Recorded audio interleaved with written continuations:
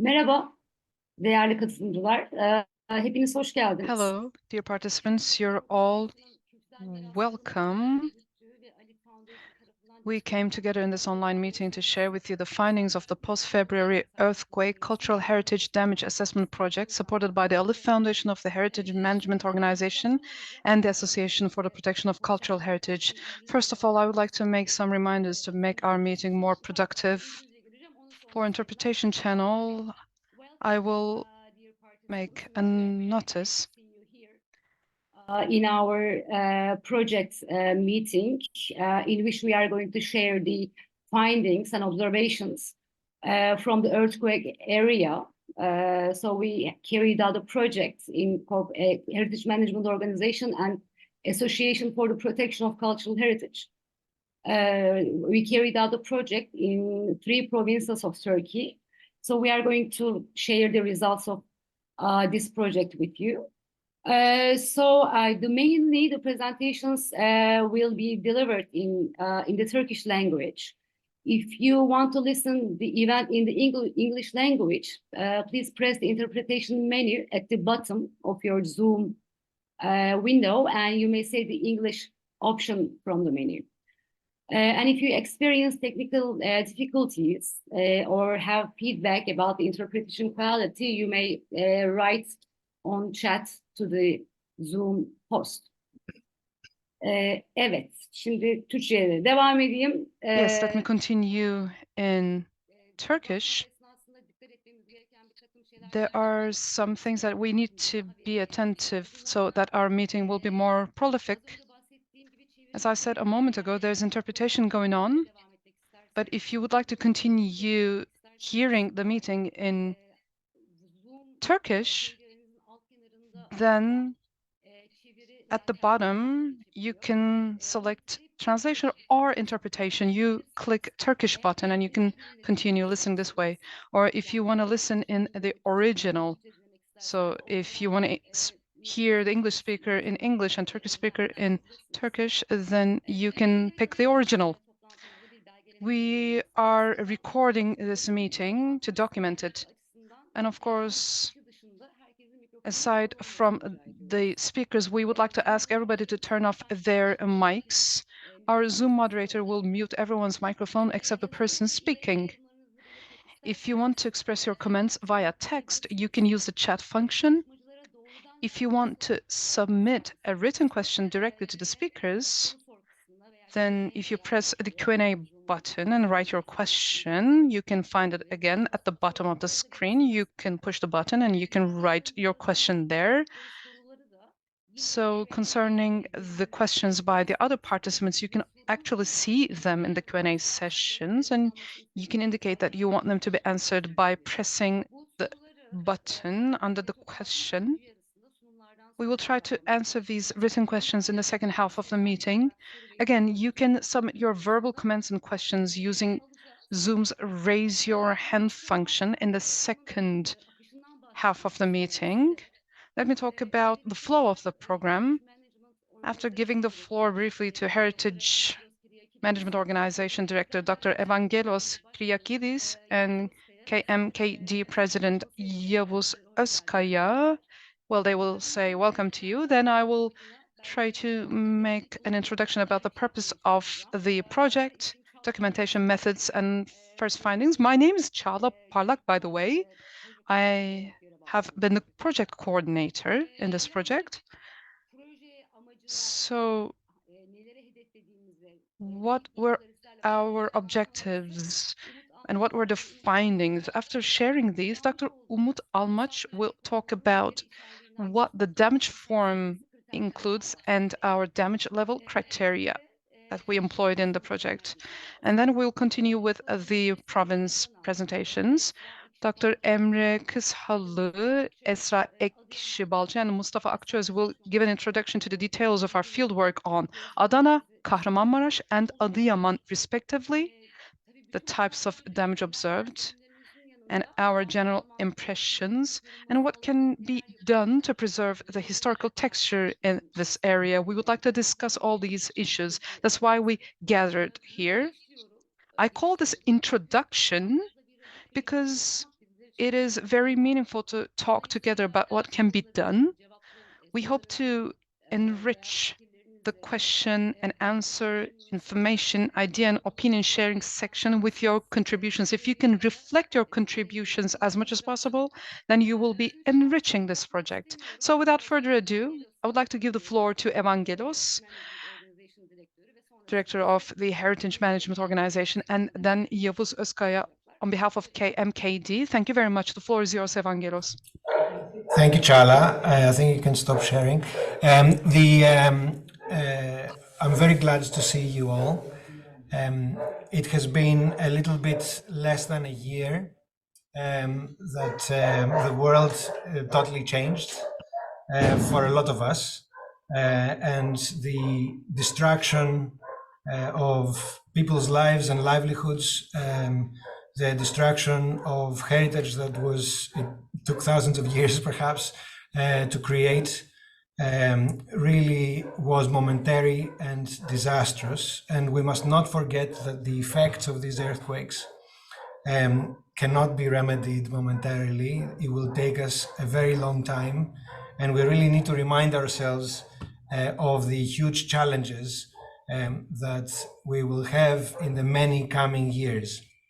So the Heritage Management Organization actually did not have project management as part of its aims. We are doing capacity development, but it was really our duty as good citizens, and as most of us are in neighboring Greece, another country with the same heritage as Turkey, also often damaged by earthquakes, it was our duty to actually do something about it.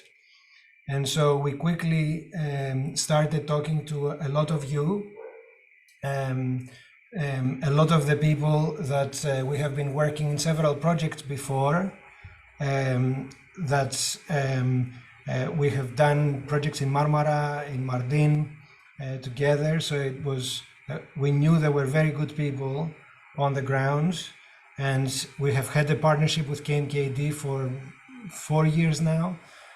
So it was obvious to go to KMKD and to a lot of the professionals that you're going to be listening to today, and follow the ethos of the organization, that we never really try to do things and tell other people how to do their job, especially when there are very good professionals in the country.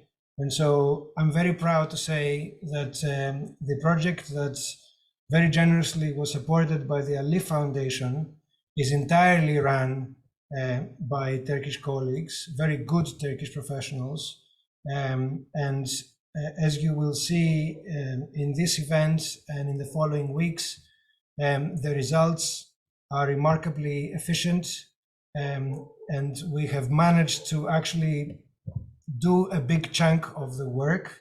There's a lot more work that needs to be done, but at least, as you will see, we have some good documentation so that follow-ups can take place from anyone who will actually move to the next stages of this work, conservation, reconstruction, stabilization, so on and so forth.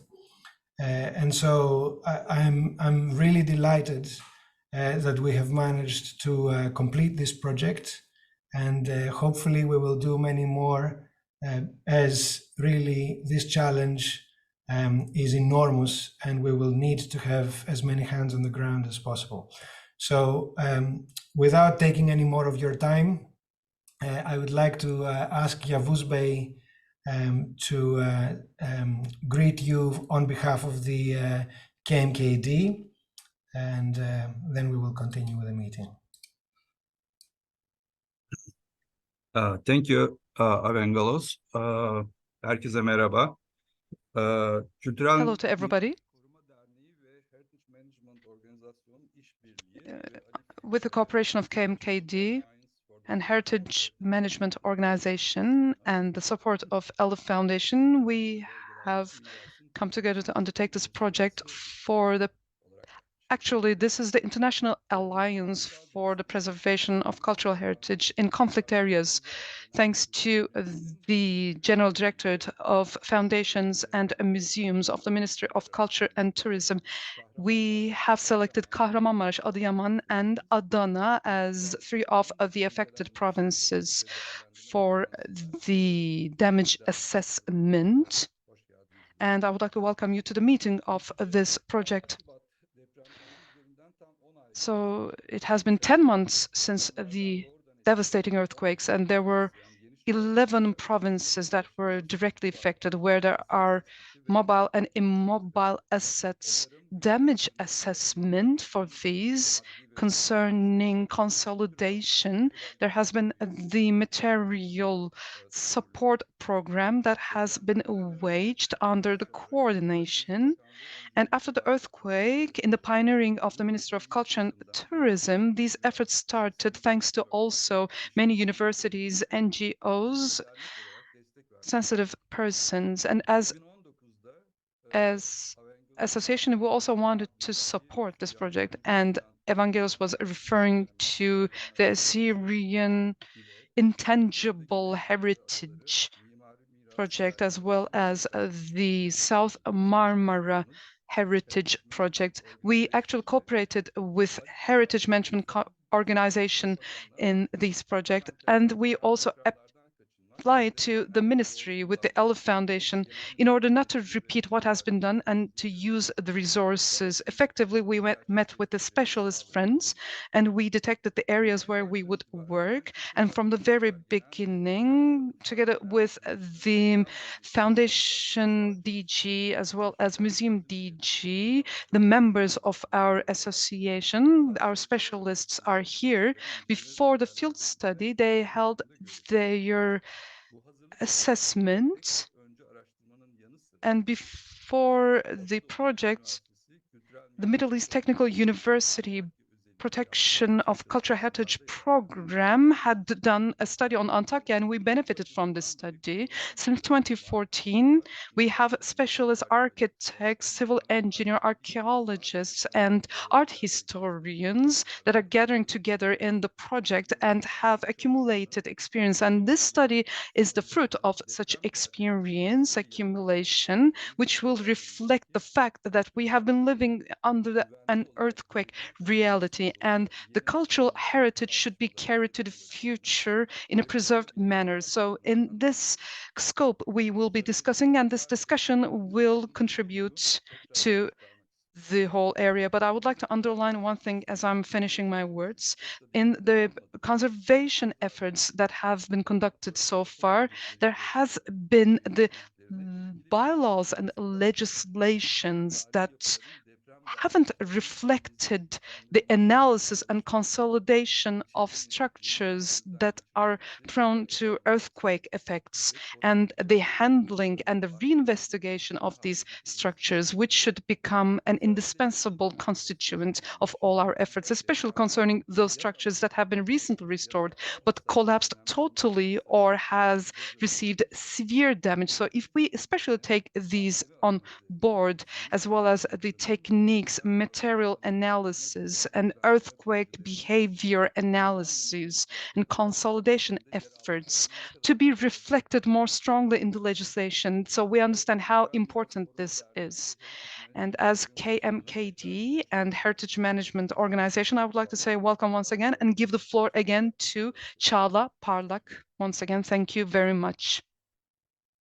Çok teşekkür ediyorum. Thank you very much. Now let me share the screen. Phil? Efendim?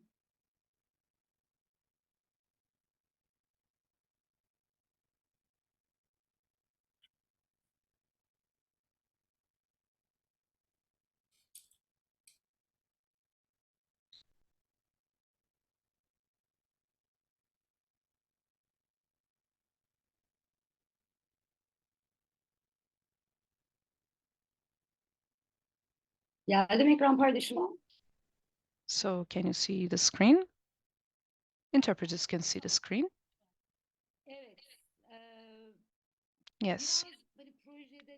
So I would like to talk a little about our project and what we did in the project, and I will give the floor to the specialist. First of all, why were these cities chosen? Actually, Yavuz referred to some of the reasons, which building types were examined, how the field studies were carried out, and what kind of documentation and assessment tools were used. I would like to talk about all these issues. As Evangelos and Yavuz referred to, KMKD and Heritage Management Organization have been collaborating for the last 5 years, especially on documentation projects. Within the 10 days following the earthquake, we, as the Heritage Management Organization, applied to the ALIPH Foundation for a project with a concept note, and upon the positive response we received, we made the full application and it was accepted. Thereupon, we started working by establishing a project group, including our members who had already participated in KMKD's previous documentation studies, and specialists who participated in the damage assessment studies organized in cooperation with ICOMOS and the General Directorate of Foundations on the 10th day of the February 6 earthquakes. Simultaneously, we informed the Minister of Culture and Tourism about our working method and plan and obtained the necessary permits from the ministry. The aims of the study and the project area are as follows: to determine the level, type, and possible reasons for damage to monuments in rural areas and examples of civil architecture in urban centers in the region, documenting these structures, of course, developing suggestions on measures to be taken to protect buildings and historical architectural textures, and creating a basis for future work, and to share all this documentation findings and recommendations with decision-making institutions and researchers. You can see the majority of the specialist team participating in the project consisted of people who had worked in the earthquake zone. It was around 10 people. Most of them had worked in the earthquake zone before and knew the situation of the region and the building stock. And as you can see on the screen, the specialist team consisted of an interdisciplinary team: conservation specialist architects, conservation specialists, civil engineers, archaeologists, and art historians. Although the team members of each field study are varying, there are specialists who participate in all 3 field studies to ensure continuity and integrity, as you can see on the screen. So we decided to start with Adana in the first place because we had previously carried out a risk analysis study in Adana in 2015. And this risk analysis study was focused mostly on derelict monumental buildings in rural areas rather. And we started with Adana because of this risk assessment, and we had the opportunity to compare these. In addition, of course, humanitarian aid activities in the region were continuing at full speed, and we did not want to prevent them in any way. We carried out our Adana field study in April. Then we carried out our field work in Kahramanmaraş, the epicenter of the February 6 earthquakes, in July, and in Adıyaman, which also suffered great destruction, in September.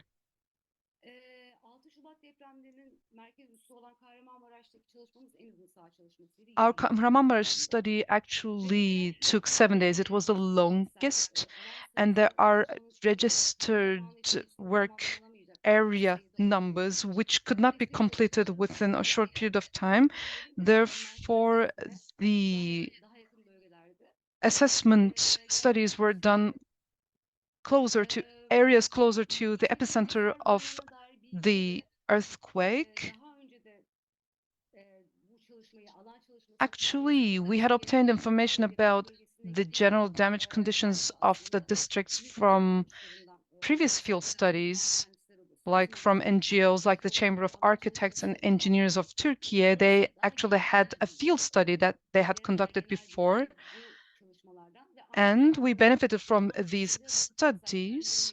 And actually, there were those specialists who were in the field to examine the foundation works. We also benefited from their information.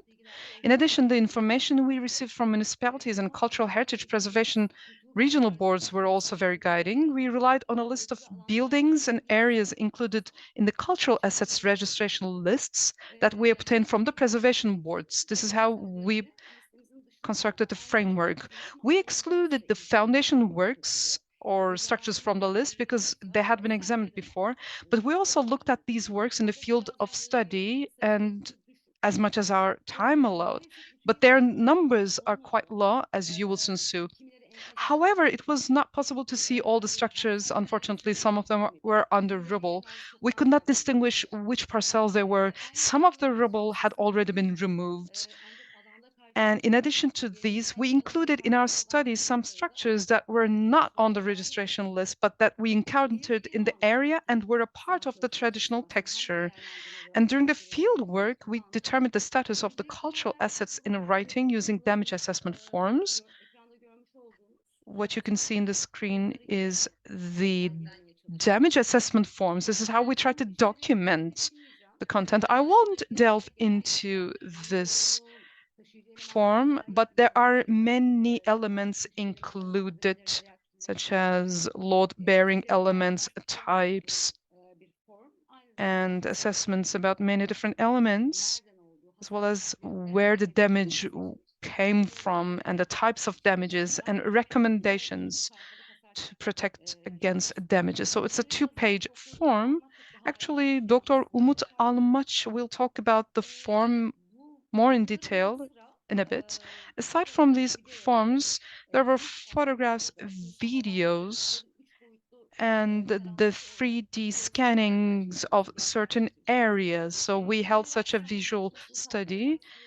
So throughout the course of the project, actually JOT form was used for this data, together with our architects, Gizem Büyükgüner and Elif Çelik. Actually, we would like to thank them that they used JOT form to transfer the data to digital media. But of course, throughout the course of the project, we have been in collaboration with many institutions, like the Ministry of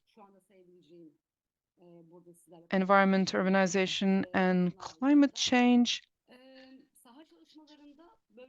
During the fieldwork, we conducted spontaneous interviews with local residents and people living here.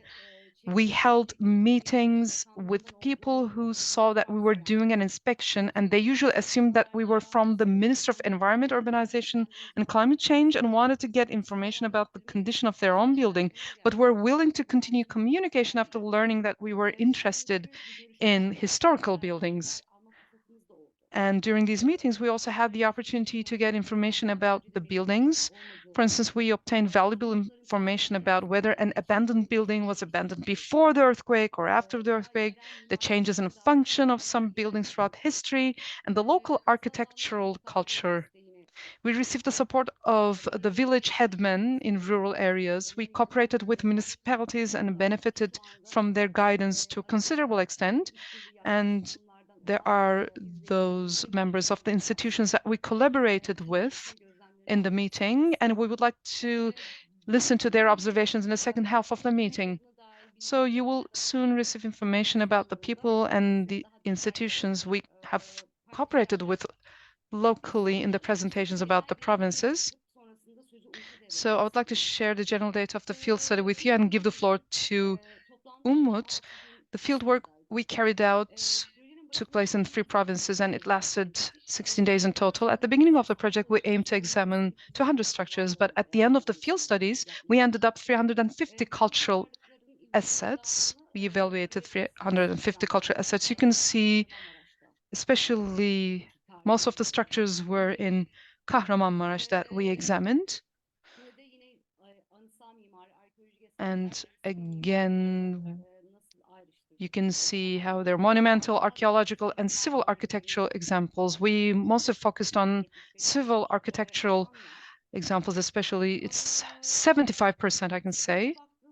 When we look at the types, there's archaeological sites or defense structures like bastion tower, barracks, or castles. mosque, church, monastery, tomb, a minaret, such religious structures, water structures like fountain and Turkish baths, commercial buildings like shop, coffee house, inn, or caravanserai, industrial heritage like factories and mills, transportation structures like bridges, public buildings, administrative buildings, hospitals, schools, as well as housing, which is the biggest chunk of building stock in our study, and mixed function, like housing and shop together. And there are those unknown structures. We cannot find them in the registration list or any other resources. That's why they're unknown. And in the light of all this information, our specialists who participated in field studies wrote reports at district level and in some places at the neighborhood level. Reports begin with a general history of the relevant neighborhood or district. It continues with a list of cultural assets examined and the general architectural and structural features of these buildings, and it ends with the assessed damages and conservation recommendations. As you can see, there are very different damage data, as you can see in the screen. So I will get into a bit of a detailed. There are two different categories: collapsed and destroyed. Collapsed was added later because in the areas where we went, there were those structures whose rubbles were moved away, unfortunately. Therefore, we evaluated them, assessed them as collapsed. And in much of the structures, we have seen damages of the earthquake. In very little part of it did we not see any damage, actually. So let me get back to the reports. Actually, they have been written, but they haven't been completed as a publication. We need your contributions too. It's going to be published primarily digitally and will be printed in a limited number to be distributed to conservation-related institutions. The ideas, thoughts, and suggestions to come out of the meeting are very valuable for us. Therefore, we would like to hear your ideas, especially in the meeting. Thank you very much. Now, I would like to give the floor to Umut Almaç. Çağla, before Umut, shall we play the film?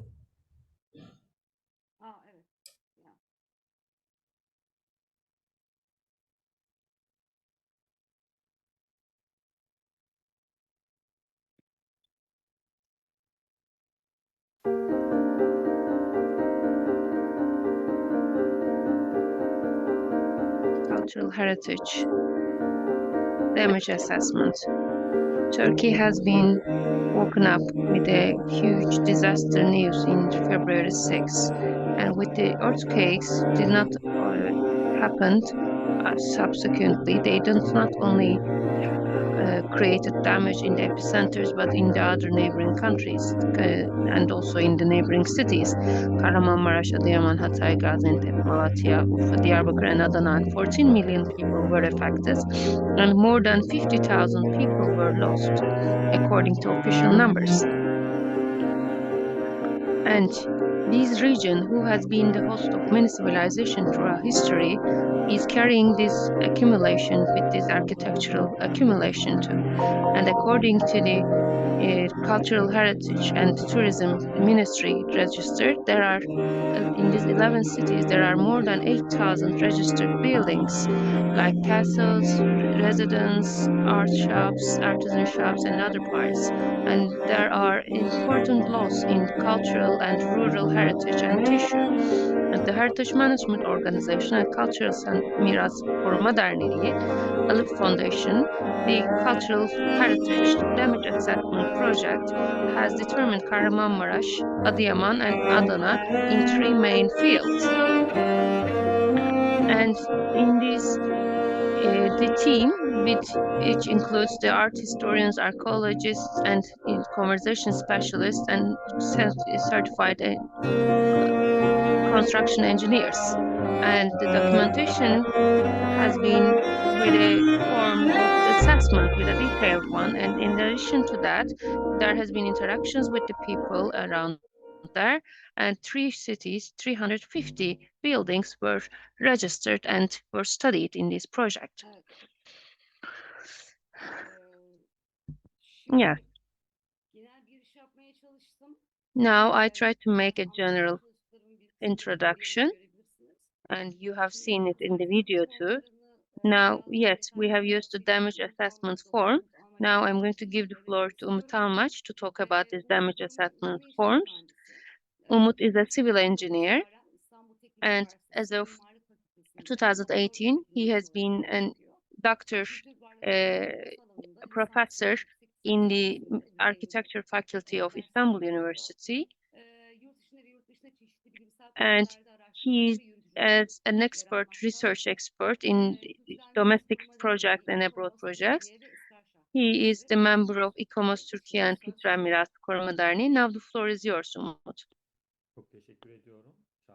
Thank you so much, Çağla, for your introduction. Dear participants, welcome. My colleagues actually will present their damage assessment in the county levels, but I will give you some short info about these topics. First, I will talk about the February 6 earthquakes, and I think maybe in which altitude and in which regions the earthquake it happened.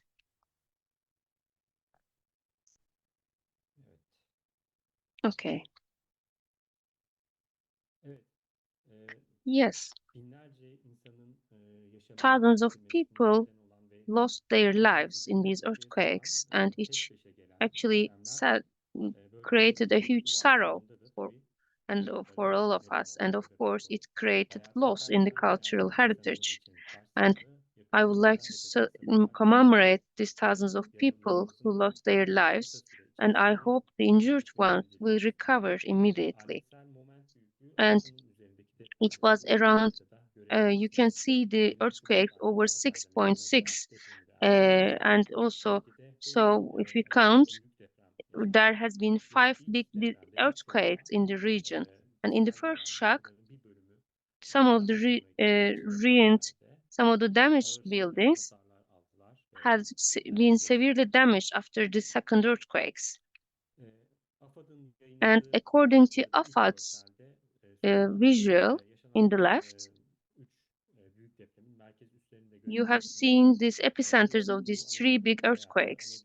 You know, this is the Eastern Anatolia fault line, and it is one of the most important fault lines which is affecting Turkey. And the past earthquakes actually show how moving the fault lines are moving immediately way. And also, you can see, for example, Antakya earthquake in 1872. And so the cultural assets have been damaged in this area. And they were partially damaged and then or partially rebuilt. And again, after I would like to continue with the earthquakes. These visuals are showing the earthquakes and their influence. It shows the 4.4 in the morning. The left one shows the time 4 in the morning and shows the influence of the counties on the counties. And it was very severely actually influencing these counties. And the right one showing the afternoon earthquake and its influence. The social media, these are the visuals that we have seen in the social media only for the city centers, especially from the city center of Antakya. But what happened in the cultural assets in the other counties? So that was the question that we tried to find the answer with our project. So after the earthquake,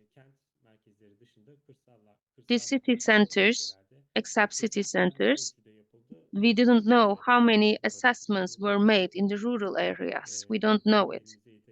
and we didn't have enough data about that.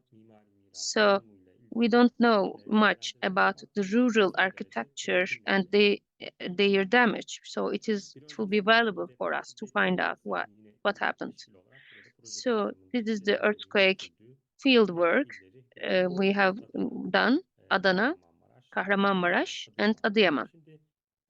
So the second topic I would like to mention about that is we tried to make an assessment based on observations, and we made these assessments for the cultural assets to collect the data about them.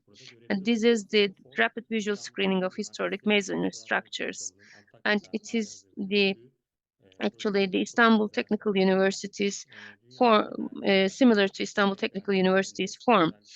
And we have actually compared one, for example, especially in Italy, and we take them as a basis, and then we try to find out the architectural features of the architectural assets in the region and to include the details about these assets.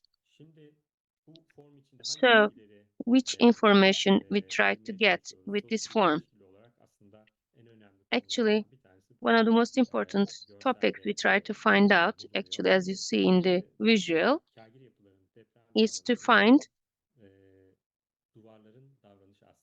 the behavior patterns of the walls in these masonries and about the quality of these mason walls. And so there are some parameters which are affecting the quality of these mason walls. I tried to make them in rank. These are the basic parameters. So we try to find out using these parameters to find out the earthquake patterns, behaviors of these buildings, the wall and floors behavior. So when we have a look, I would like to give you about the info about what happened. You can see them in the visuals. These are actually, we try to find out, for example, the double wall, and their core in the wall. So they vertical structures were very critical elements. So of course, the shape and for example, the shape of the building is important. If they are built with cut stones or we are built with mason walls, of course, it will change their behavior. The quality of the material is important, of course, again. And our assessment that the binding mortar was not so well actually throughout the throughout the earthquake, and also the ties of the walls, like the stones or how they are related with the wall is important. And so how the vertical series, or it can be vertical series, and lacings and joints are important. And also the traditional the asset of traditional ties is important, and also the mason walls and their ties with their rigidity and reinforcement is important.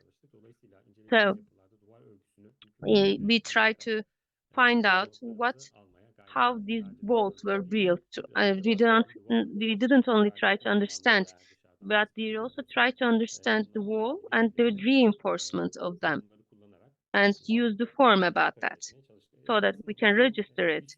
And of course, this form it may seem complicated, maybe it's not so, but it's like a checklist, and so that we can find the data about the buildings in a systematical way so that we can register them.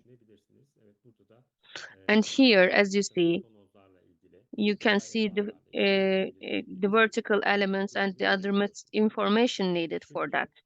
So in the study, of course, we try to classify the buildings according to their damage class.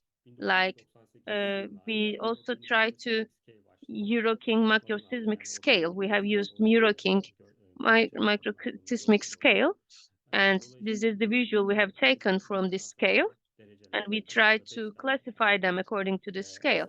And we have classified 5 damage content, damage extent. But of course, it can be different from expert to expert, but it didn't change a lot actually. And in the visual in the right, I tried to show an example from Adana. One of them was a factory, a 20th century building, and also a traditional residence, but there wasn't much left about it. And so first you see the structural condition of the current condition of the building. And also, if you see the earthquake damage in this building, of course, we said that we observed the effect of the earthquake or not, and we have taken notes about that. And also, another important point for us, and the data we wanted to get, was actually the damage type. We have used IEDES forms used in Italia, in Italy.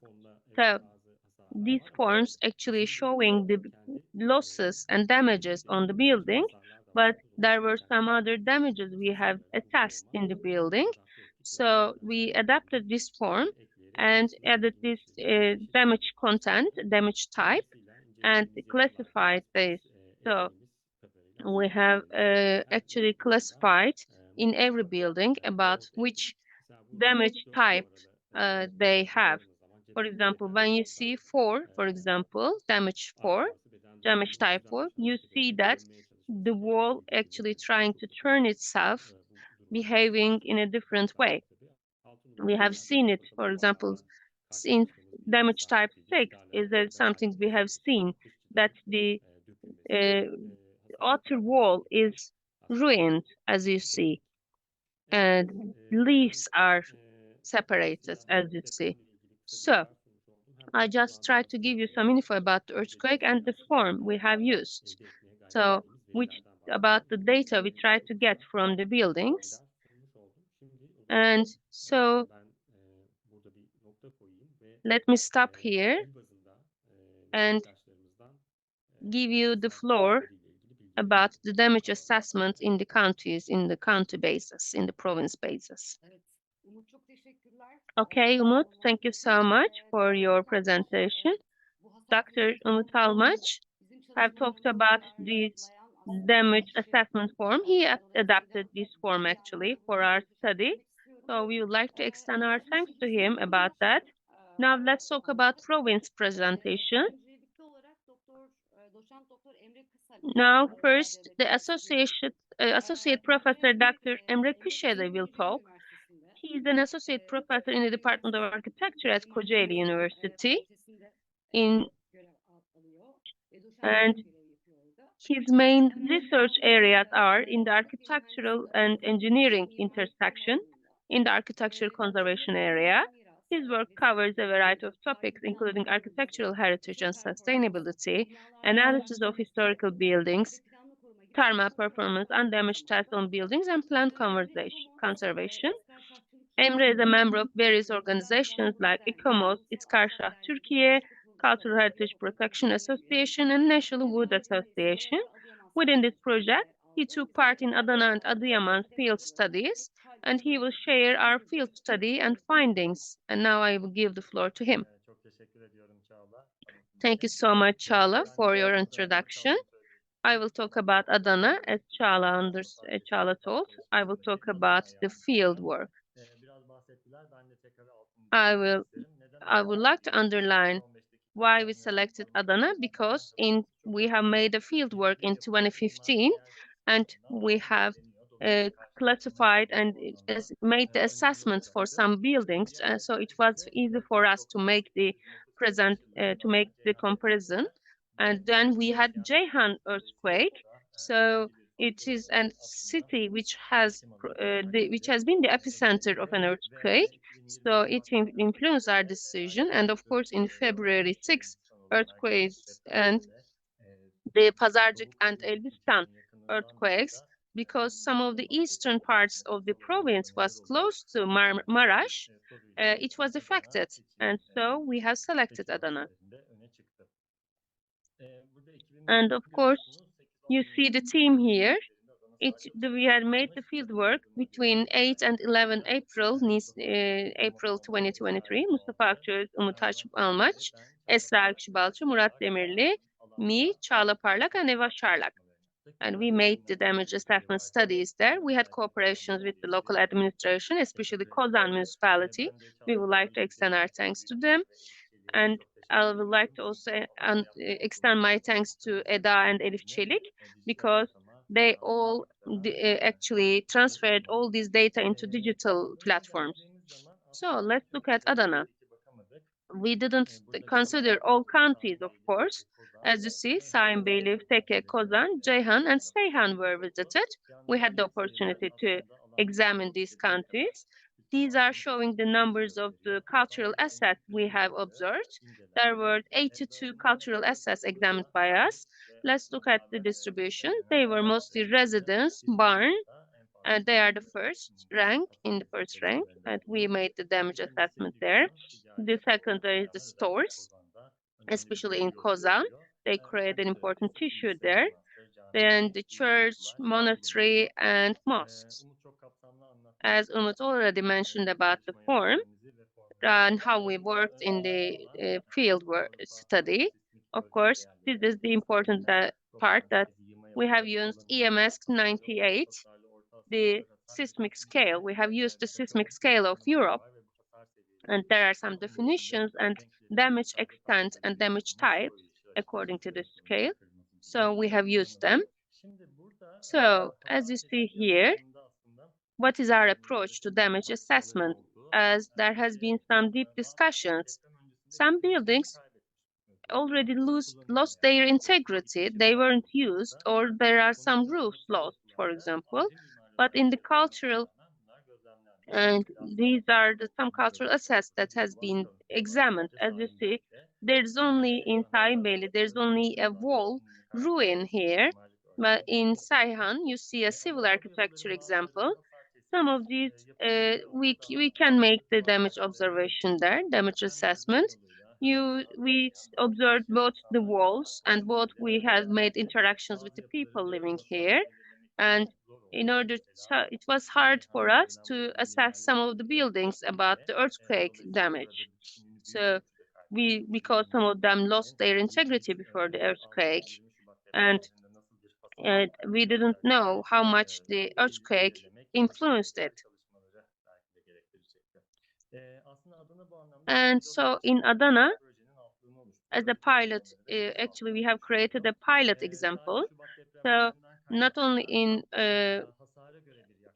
we just take an approach only influenced by the for the buildings only influenced by the earthquake, and we have seen that there has been only one building which was under the rubble after the earthquake, and it can be in the situation after an earthquake, of course.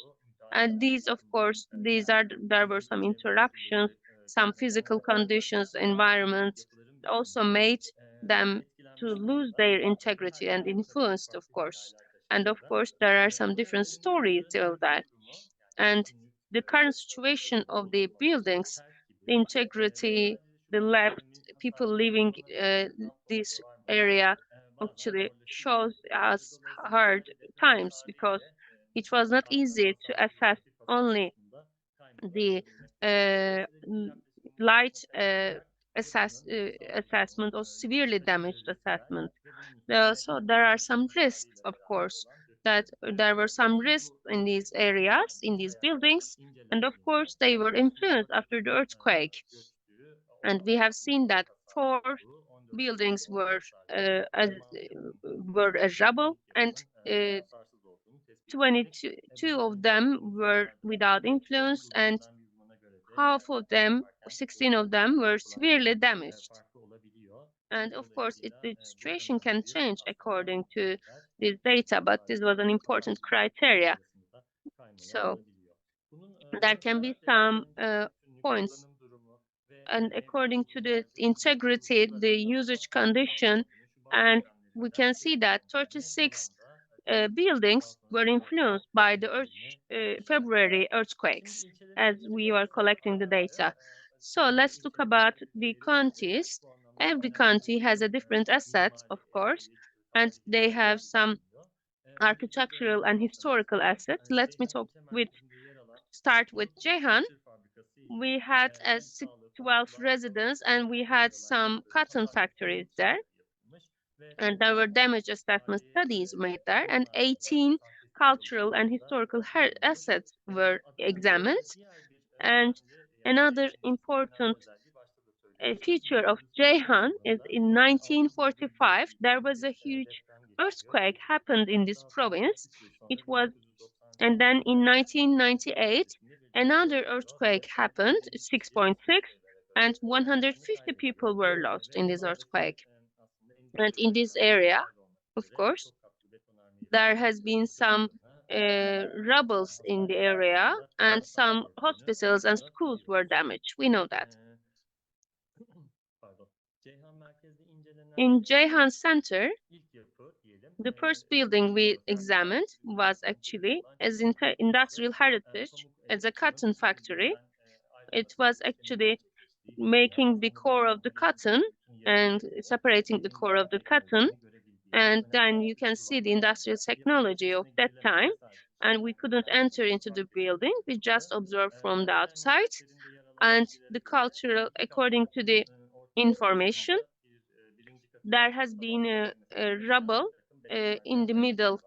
There were some concrete legs in the factory, and there it was divided into two with two leaves. And another situation in the factory, that there was an architectural civil architecture example. There was a car park there.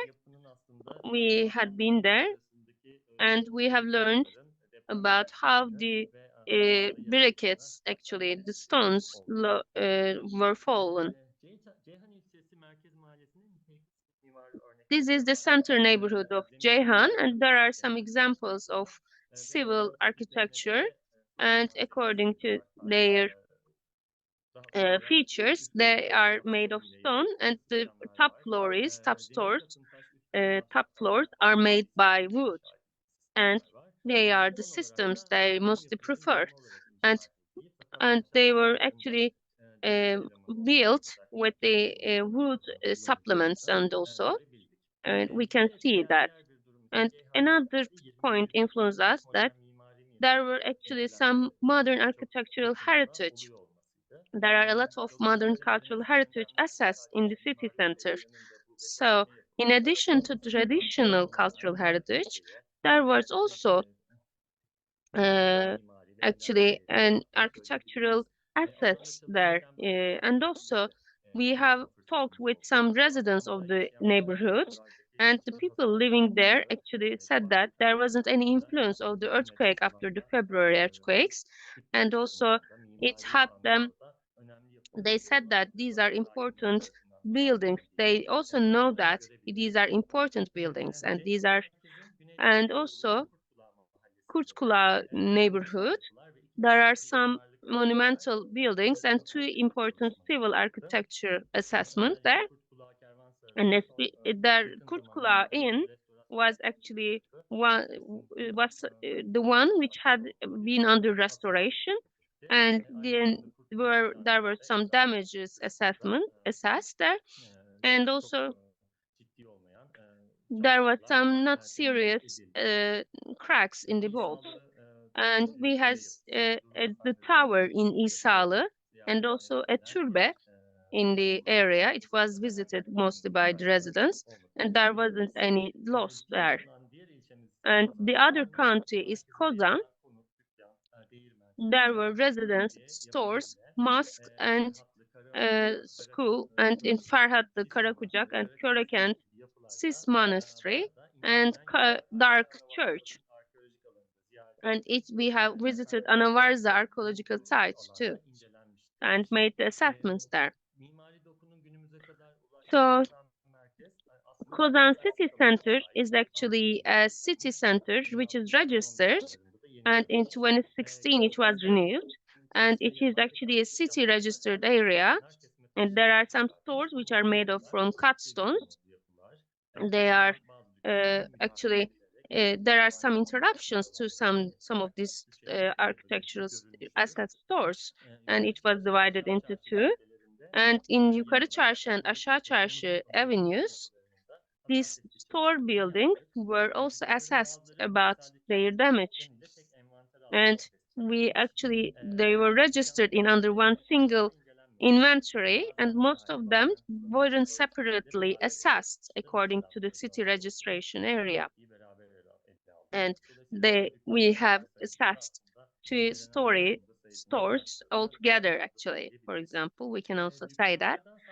And only one store was damaged, actually. There is a crack, a new one, actually, and there were some cracks in the inside.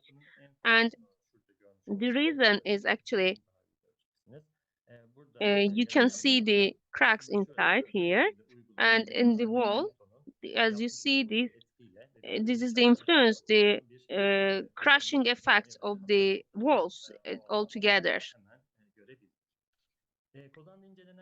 So in Kazan, there are some traditional buildings too. And these are made according to cut stones, and also there were some other points, and they can be up to 3 floors, and also they also have some mason walls, and some wood parts also were used. And also in this site work that was conducted in 2015, and in our site work, which was done in 2023, we actually compared the two. In the Ferhatlı Church, we saw that some stones were dropped, whereas in the other church there were not many changes. Again, about Kozan, I would actually like to refer to Anavarza Antique City, and this is the main access entrance gate. When we went to the site, actually we could see that the original stones had dropped due to the earthquake, and there was damage done by the earthquake. The other district is Saimbeyli of Adana. There's a castle on the west side.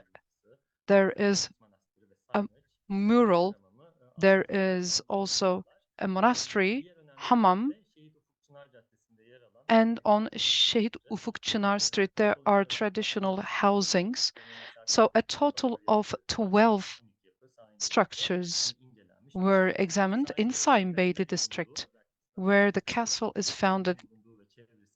You can see that in 2016 they were declared as first and second degree archaeological site areas.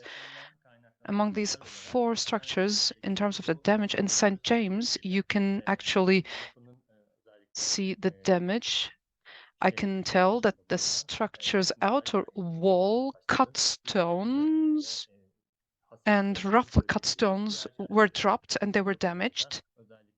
And especially in the 2 structures on the right side, it is a bit difficult to detect the status.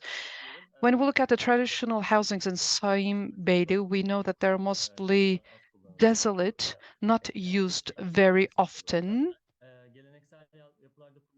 And the material and the technique used in these traditional housings, as far as we know, is something that we can see that there is timber carcass as well as masonry in some of them. Actually, the most striking ones is timber carcass and transversal and vertical material used. In a district like Saimbeyli, of course, there is a ground effect due to earthquake, but we could see that actually it overcame the earthquake. And the 4th district is Seyhan. in the central neighborhoods, you have civil engineering architecture structures as well as ancient relics. In 1974, it was declared archaeological site, and in 1994, urban site. And in 1998, there were zoning plans done for preservation efforts. And with this zoning plans, there were 63 housings that were registered. We could only check 19 of these cultural assets. The 1998 earthquake affected the architectural structure of Seyhan district. Actually, as has been stated in the PhD study of my colleague, we could see that some of the architectural structures collapsed and the texture is deteriorating rapidly. And among these structures, there are structural cracks and losses of materials. The February earthquake, despite this earthquake, that these structures actually overcame some of the problems, are giving us some hints. Again, there was the Black Church that we visited in Fekke, that's dating 6th century after Christ, which is an important document. You can see the basalt blocks on the outside and the relations between the materials as well as the rough cut stone inside. So in that sense, it's an important structure. And when we look at the masonry type and the transitions, we can see that it is an early age structure, which is an important document. Therefore, when you look at the comparison between 2015 and 2023, we can see that the important structures have been preserved. But when we look at the area, we can see that there are some cracks.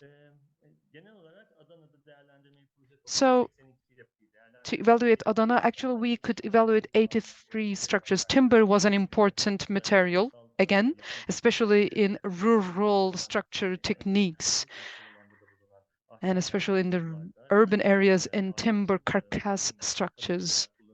And where timber was used as lacings, we could see that timber was an important material for construction. And in the preservation of monumental structures, it is also important to preserve these. They have mostly used their integrated structure. They are under risk. So for Adana, for the sustainability of cultural heritage, they need to be preserved. Of course, risk and damage assessment is especially important for earthquake areas. They provide us with a very important data. Therefore, maybe we shall specialize these damage assessments structure by structure to be able to use them in our further studies.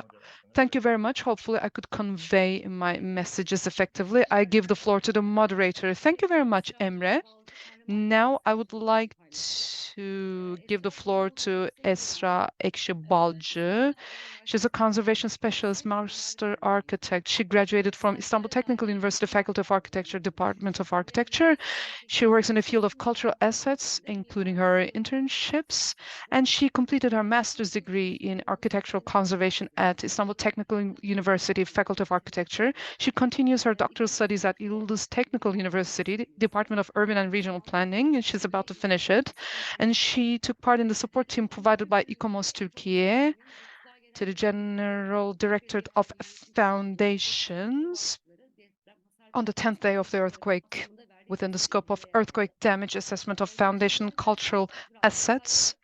She has been focusing her studies on rural cultural landscapes, intangible cultural heritage, cultural assets, and education. Esra, you have the floor. Thank you very much. I guess you can hear me and see my presentation. So I will try to convey to you the Kahramanmaraş field study. As you can understand from what Çağla said, Kahramanmaraş was the site that we visited the highest number of structures. So we were in Kahramanmaraş on the 23rd till the 29th of July. Actually, Umut conveyed in details,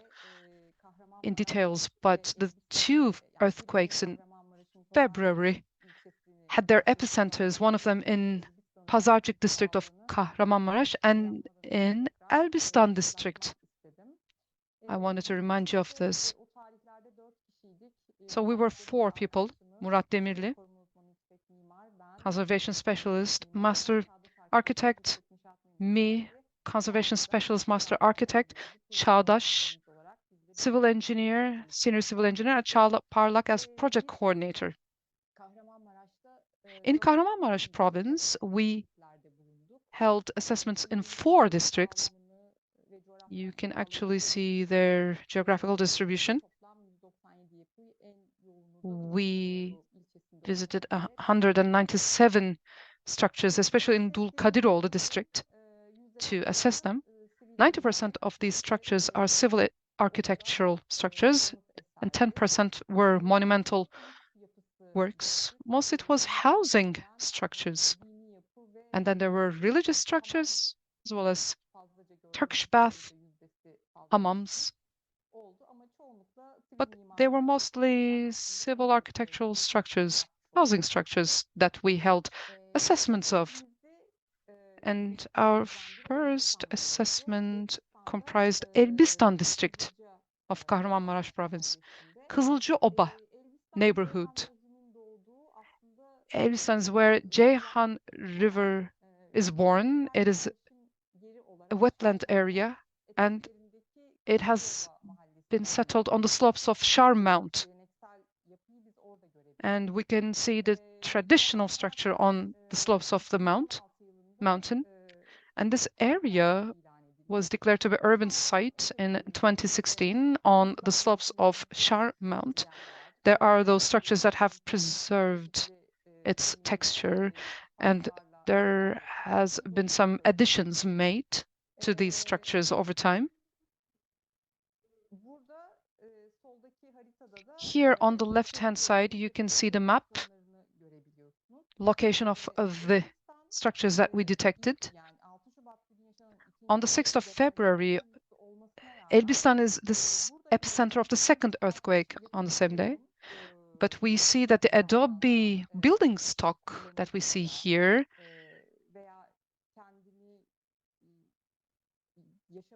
depending on the users, depending on the time, depending on the additions, these structures actually haven't received a serious damage by the earthquake.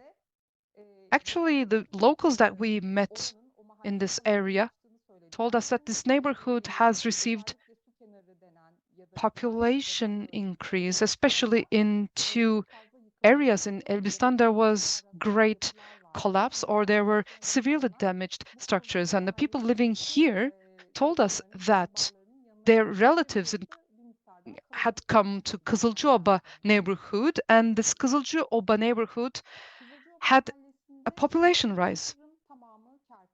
Actually, all of the structures are adobe here, among timber carcass system. As you can see, in this example, there's a very thick sectional poles, and there's a traditional beams called hezan. There's a second story, and it is all adobe, and there is soil mortar on it. Some of the structures are not used. They're desolate and not well kept. So even when we were in the field for an analysis, we would see them as under high risk. But the fact that they haven't been affected by the earthquake has actually struck us. It was striking for us.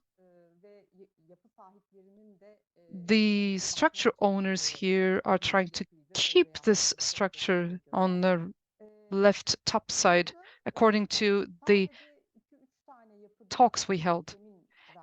Only 2 or 3 structures were damaged that we could observe by the earthquake, one of which was this structure, and we could not get inside it. By the way, we could get into the inner courtyard of many of the structures. We had a chat with the owners, and we also tried to enter the other structures, or even when we couldn't, we tried to attain information about these. For instance, here, it was only the mortars having fallen. We could see that one of the floors had collapsed here, and there were many additional structures here on the facade overseeing the south. There was a deep crack due to the additions. So what we saw in Elbistan these were all of the damages that we saw. So the building stock in Elbistan really had an impact on me. I tried to see whether there was an architectural plan for conservation. Yes, this was an urban site, declared to be an urban site. Unfortunately, it didn't have an architectural plan for conservation. But one special thing about here is that it gives us important information about adobe structures, not only in terms of their constructions, but that the people told us that when they were children, they helped with the construction process and how their parents told them about how the construction took place. So they could convey these stories to us. So in that sense, we found it very valuable. And then we went to Underen district. There's the Underen district. We saw various neighborhoods here, but as you can see in the map, it is very scattered because here, similarly to Adana, we focused on the monumental structures in the rural areas. That was our route. So there's Haştırın Castle. We couldn't get too close to it. We needed to assess it from afar because it was not possible to climb it. And there were those among us that could say that, oh, there used to be roots going there, but there are trees now, and the roots have been lost. We climbed to the Azgut Castle. It was very difficult to climb it. Due to the earthquake, aside from some stone falls, we couldn't see any further damages. We saw that the damage was not really inflicted on this. There was not damage by the earthquake, but then there was a serious flora body with its roots that can damage, and it's very difficult to reach. So these were our notes for Azgut Castle. Yeşiltepe Church is something that we could barely conceive, barely make sense of. It was on our list. We wanted to see it, but we couldn't really detect a damage caused by the earthquake. No earthquake impact. And again, with Bosek and Hacıveli Uşağı churches, they are located in the rural areas. In the registration list, there are these monumental works registered. That's why we had added them into our scope. Another neighborhood is 12 Şubat neighborhood. Together with Dulkadiroğlu, 12 Şubat district, together with Dulkadiroğlu district, it is one of the two central districts of Kahramanmaraş province. There's Kısıklı neighborhood, Süleymanlı neighborhood, Süleymanlı Garrison area, and Yörükselim neighborhood. Most of these areas are rural areas. Dulkadiroğlu district is more urban compared to 12 Şubat district. In Süleymanlı neighborhood, again, it is still a rural area. It used to be a very important settlement in the past. You can understand it from the monumental works in the neighborhood. I keep on saying that it's a district, but actually it's not a district, but it could become a district.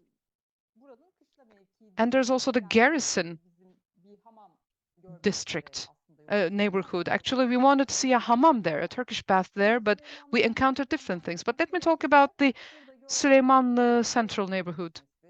There is the fountain here, Kantarma, Tekke, Kanlık Bridge. I only put one of the photos, and there's a Turkish bath here. You don't understand it from outside, but when you go inside, surprise, because there's this tradition here. I will also refer to the Garrison neighborhood. There's a similar situation. They put the dome above it away, and they build a housing on it.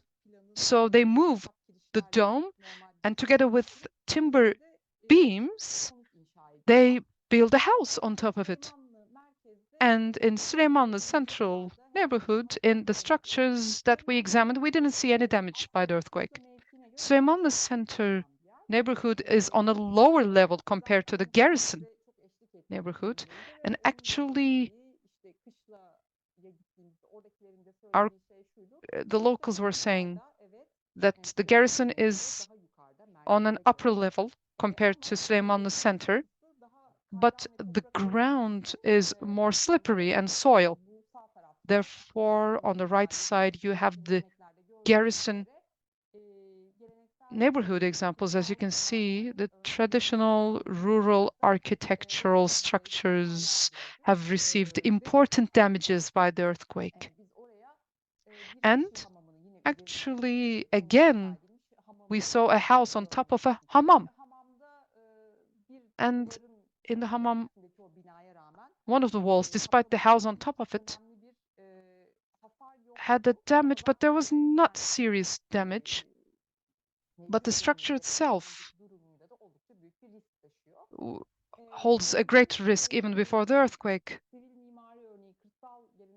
The civil architectural examples that we have seen have serious damages, especially that are on both leaves of the walls, with the wall separating. And again, if there is a filling inside, the filling has spilled. And the reasons of these damages is that, especially in this structure, this floor was concrete. And again, there was this plan, U-shaped. Two walls are at stake. It's a multi-leaf stone wall for 2 stories, and the floors have been integrated as timber structures. And there's an open sofa, which is carrying an additional burden. And both the timber parts as well as the walls at the corner were damaged. In certain areas, no lacings, no timber lacings were used, because there are actually timber lacings in this photo, but the wall has collapsed because there's a concrete floor here, and it hasn't been integrated well into the traditional wall. There's this separating wall which hasn't been well integrated. There's an important issue here. This is a rural area. And after the earthquake, actually, we saw that these areas are where people want to run away to. But then, when there are such consequences, there's the vulnerabilities increasing. But on the other side, people still flow in these areas. They still keep their livestock in these damaged structures. That's what we saw. So there's this need here. And this need should be met in the right way, because this is neither a site, archaeological site, nor a registered structure. In our general legislation, the fact that there's no registration status, that it is missing, is actually putting us in a very challenging position. There's the risk of losing the rural information here. Yörükselim neighborhood is another neighborhood in 12 Şubat district. This is an urban area, as you can see. And again, there are numerous structures in it. This is not an archaeological site or any other site declared. but it's an important texture area. There are buildings belonging to different societal segments from various historical periods. Yörük neighborhood wasn't affected much by the earthquake. Actually, it was Dulkadiroğlu that was affected the most.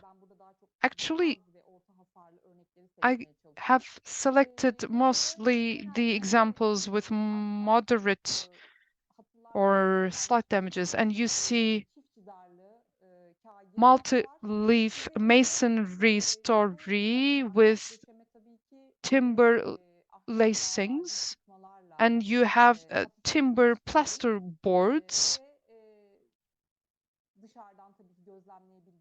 And what we can see from outside, if there's any mortar falling, it might be adobe sometimes, it's sometimes brick filled in.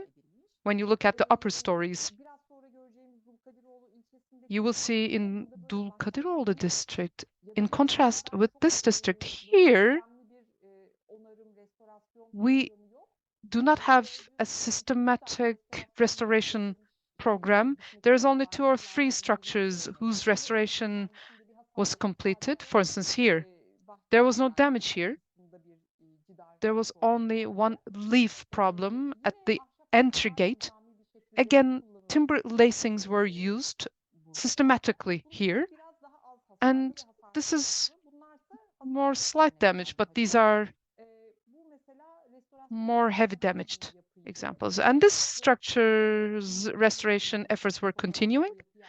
And both of these photos belong to that structure. And it surprised us to see it like this. The restoration continued. But when we analyze it further, we can see that there were no corner links inside the walls, corner bindings.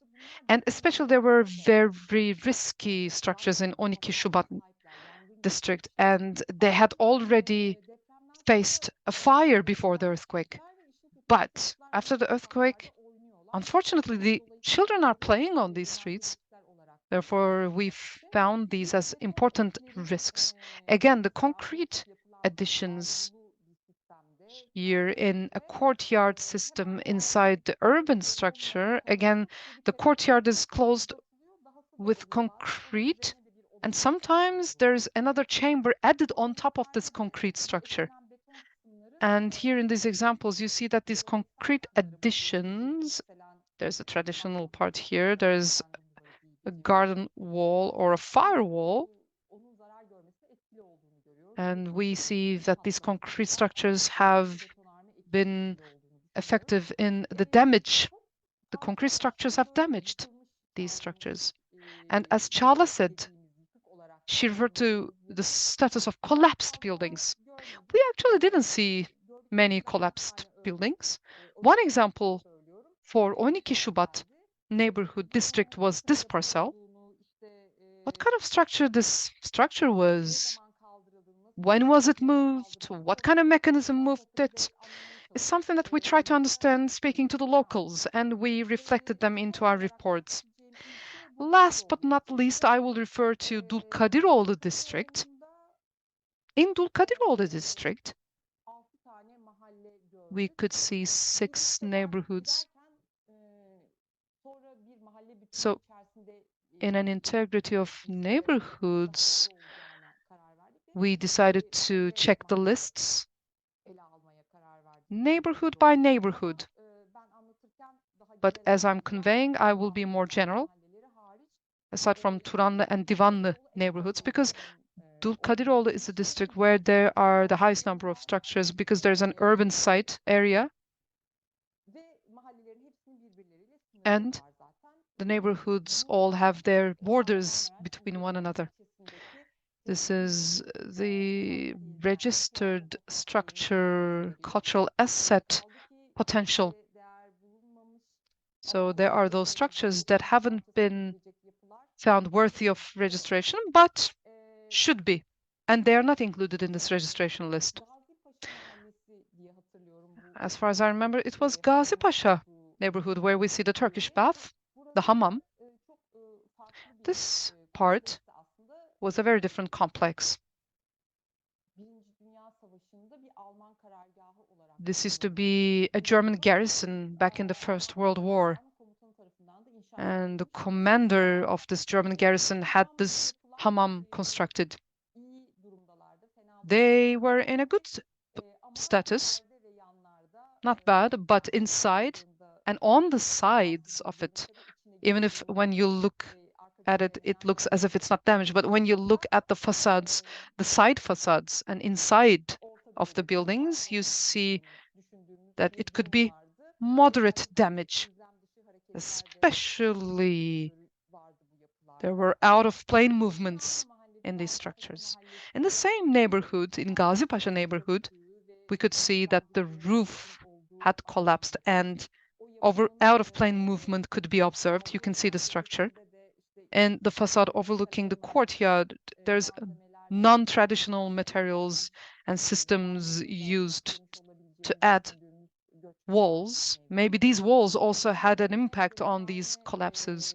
Here you also see a concrete terrace, like in the previous example. It is protruding on top of the courtyard and how it damaged the corner, as you can see.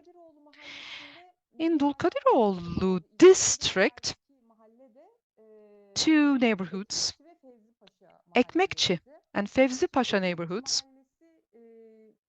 In Ekmekçi neighborhoods, you can see examples like Çağla referred to.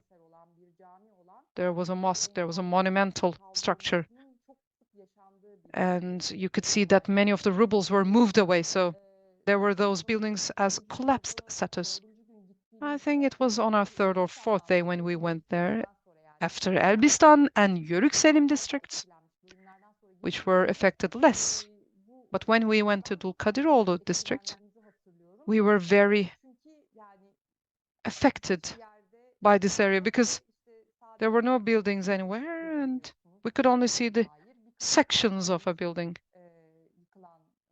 like collapsed buildings that were moved, some of which were moved, some of which are still standing there. And there were those streets that were very risky to enter still back in July. And in one of these neighborhoods, at the corner,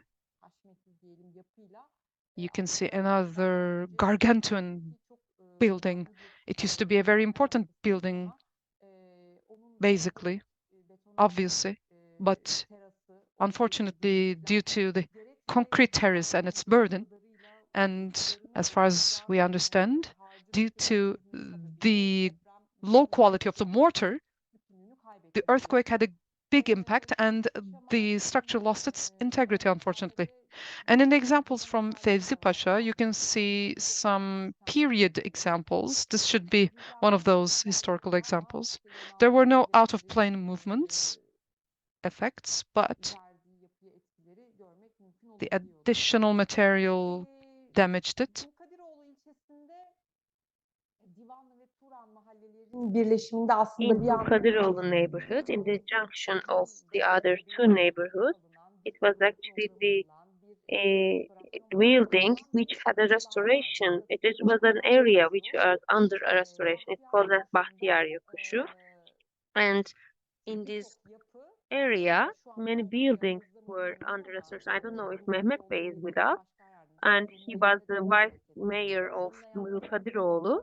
We have visited him, and in conservation we made with him, we learned that there is actually a fund which is allocated to the cultural heritage assets in the earthquake region. And so this fund is actually Dulkadiroğlu municipality has created an application, an implementation. So the cultural heritage buildings, properties were bought by them. Not only bought, but they create a strategy to support them by buying into these properties. So by publicizing it. So some of the buildings are restored under this program. And people created their files and then applied to the these funds, and some of them are taking these funds. So the municipality helps them to pay the restoration fee for these citizens who are owning this cultural property. And also, this was a place like that, especially these axes, this Bahtiyar Yokuşu and Divani Mosque. And also, we didn't have a look to the mosques, but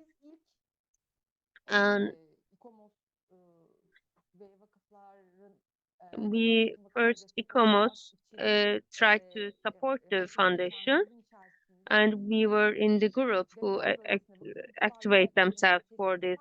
While making the assessments in the earthquake region, it was the day 10 of the earthquake, and everyone was taking shelter in the mosque, so, or in the public area. Not only a mosque, maybe a school. If the school was in good condition, they take shelter in this position. So they actually see that as a point that they can trust. But in Turanlı, in the junction of Turanlı and Divanlı neighborhood, there were four mosques, and one of them is here. But unfortunately, these mosques, all of these mosques were actually under the rubble. These are the pictures of Google Maps, and this is the after the earthquake, as you see in Kurşunlu. And this was the hammam. We have seen a person there, and he said that it was a hammam we have used, and then some of the rubbles were removed. And Divanlı Mosque again, it wasn't able to be used. And Nuh Cami was actually under the rubble, and it was ruined actually. And also, in addition to these rubbles, some of these buildings which were under these restoration programs were also collapsed and lost their integrity. And also here, especially the neighborhood residents in the neighborhood were living there, and they were still there. And when they seen us, they said that we want our neighborhood again. And they actually tried to assess the damage there, that the roofs were very heavy, and the roofs were heavier than its original state. In order to reinforce these roofs, they actually created some more load on the roofs, and this is why they were collapsed, they said. But not all of them were collapsed, and some of them were lightly damaged. That was actually an example that we have seen. It was in July, maybe at the end of July. It was a restoration program supported by the municipality, but it was severely damaged, collapsed. But it was an important building for the neighborhood. It had a story. People were telling that, and these some parts of this building were classified and collected in the yard. These parts were collected in the yard of the building, and that's one example that we have seen. This is my last picture. I would like to extend my thanks to Çağla here. These were the graphics of the statistics we have seen. In Kahramanmaraş, in 4 neighborhoods we have visited. As you have seen the breakdowns from these colors, the most severely damaged one was Dulkadiroğlu. Only in rural areas there were some damages, and we have seen some, maybe it is a bit lightly serious damaged one. Elbistan is still a special area. We have to study it more, and especially the earthquake priorities is very different in the neighborhood. I had a talk with a mayor there, a person from the municipality. I don't know when it will be a priority, but this is striking. 12 Şubat County is balanced, but especially in Kışla neighborhood, there was some buildings severely damaged. So this is a visual again of in the junction of Divan and Turan neighborhood. There is a building collapsed, but still there's a fountain continues its function, which has a beautiful water. I just want to close my presentation with that. We have worked with Tekin Bey from Dulkadiroğlu municipality and Ramazan Erdeğir, the Muhtar of Süleymanlı neighborhood, Cevat Akar, Muhtar of Yeşiltepe neighborhood. Thank you so much for your efforts. And my dear friends Mehmet Tekerek and Ferun Eyerci, they helped us for the accommodation. And it was the hottest day of the season. And Ferhun always provided us cold water. He was from Göksun, Kahramanmaraş. Thank you so much. I would like to also talk about personally, I work in İzmit municipality and they have appointed me to this area. So I would like to extend my thanks to them. And I hope these little studies we have done will help to the cities and the people who are providing services for these cities and will help them to recover these cities. Thank you so much. Evet. Çok teşekkürler Esra.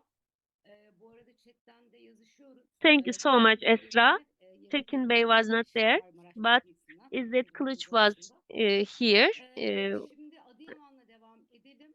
Now let's continue with Adıyaman. Mustafa Akşener Adıyaman olacak. field study will be Arkeolog. presented Yeni by koruma Mustafa. projelerinde Mustafa is an archaeologist koruma projeleri and yönetmeni, he has worked in different conservation aynı zamanda projects and archaeological sites.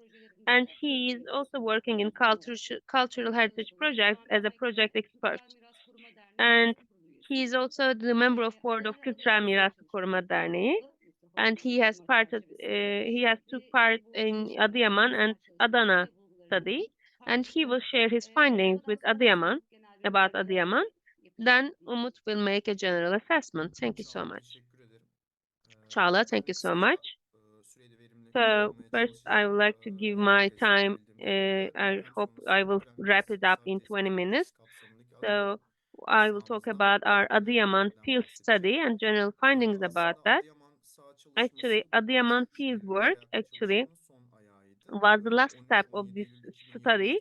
It was made in September 13 and September 17. And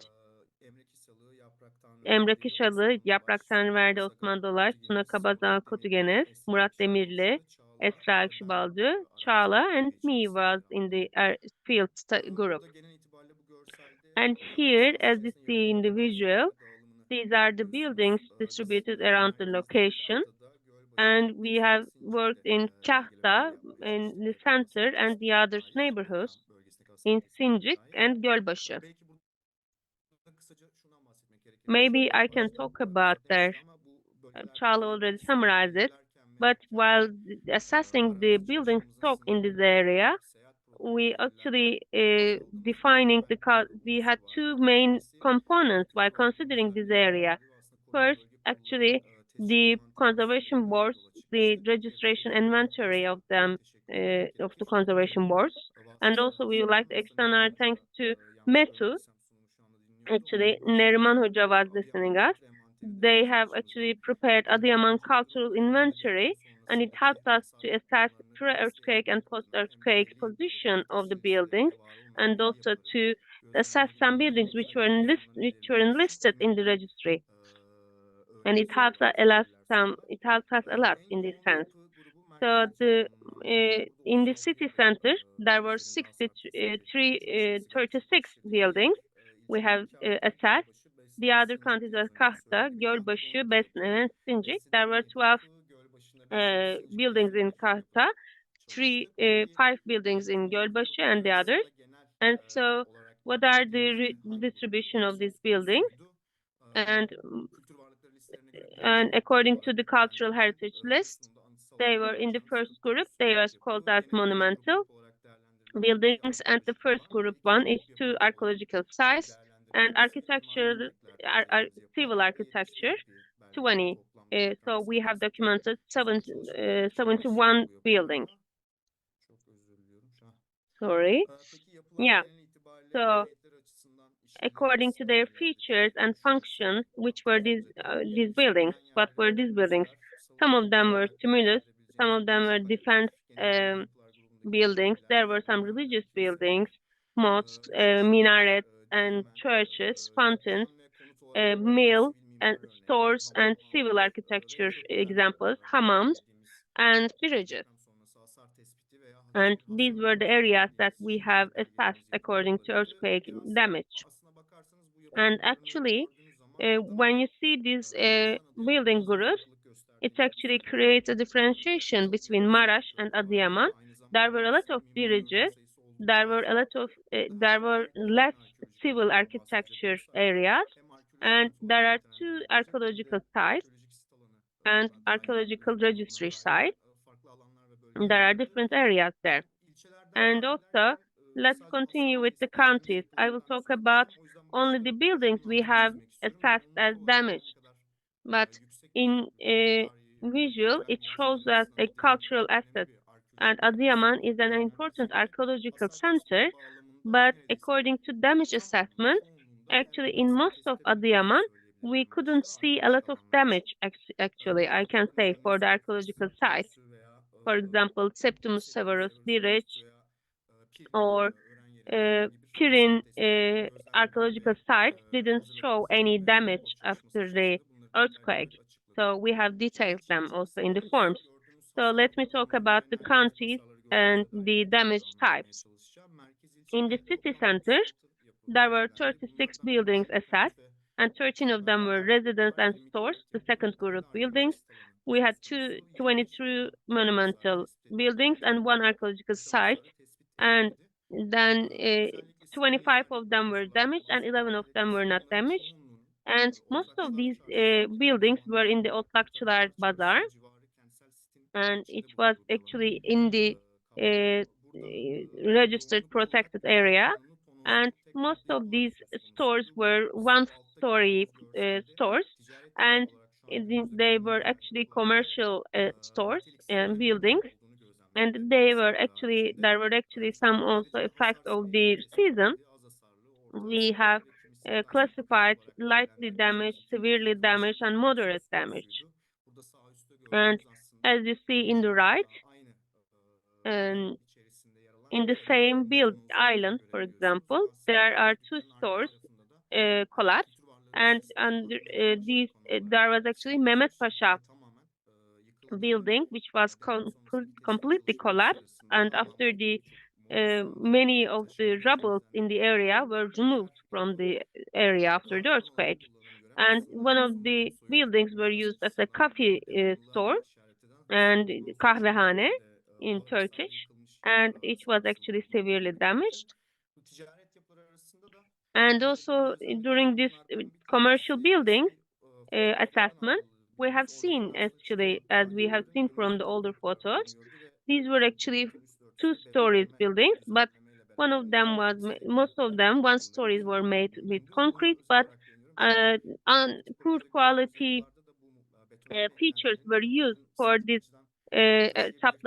concrete supplements. And so it increased the effect of the earthquake after their damaged way. And another example from civil architecture, Talat Efendi Mansion. Talat Efendi Mansion is actually both in Adana, Maraş, and Adıyaman, showed the damage types, all these in these areas actually. And as you have seen the diagonal cracks there, and especially in the walls, the cracks, the separation between the walls on the junction. And also we will see them in all of the buildings. And also the traditional, it is actually one of the examples, the traditional buildings of Talat Efendi Mansion and Keleş Mansion. And so these are traditional buildings of Adıyaman, and it is called also as Mill House. and we have seen the similar damages in this mansion too. And it was actually the single example of this two-story traditional building. And another important building is Tusana, and it was restored with a project in 2019 and completed in those time. And it was an inn and cafe, and it was a complex and with a cafe and with an inn. And according to our observations, not exact maybe, but the wall access were a bit converted, and we have seen the similar damages. We have seen separation between the wall junctions, and there are some diagonal cracks, and also actually maybe it is not easy to say it in the exact way, but as an observation, I can say we couldn't enter inside, but we have seen the vertical and horizontal carriers had actually very heavy joints, and so it is actually statistically it can the static load of these buildings were not consulted enough maybe, so it wasn't taken as a basis about the static load calculation. So it created the damage of the earthquake, I think. Another civil architecture example was Yusuf Bozok House and İsmet Tanrıverdi House. There were also in the city center, a rural area near city center, especially Yusuf Bozok building. You see the former photos of the building. Yaprak Tanrıverdi, I would like to thank you. We have seen this older photo thanks to her. And these buildings were traditional rural examples of the area because it was using mortar, and also we can understand it in features. And İsmet Tanrıverdi building was also severely damaged as a civil architecture example.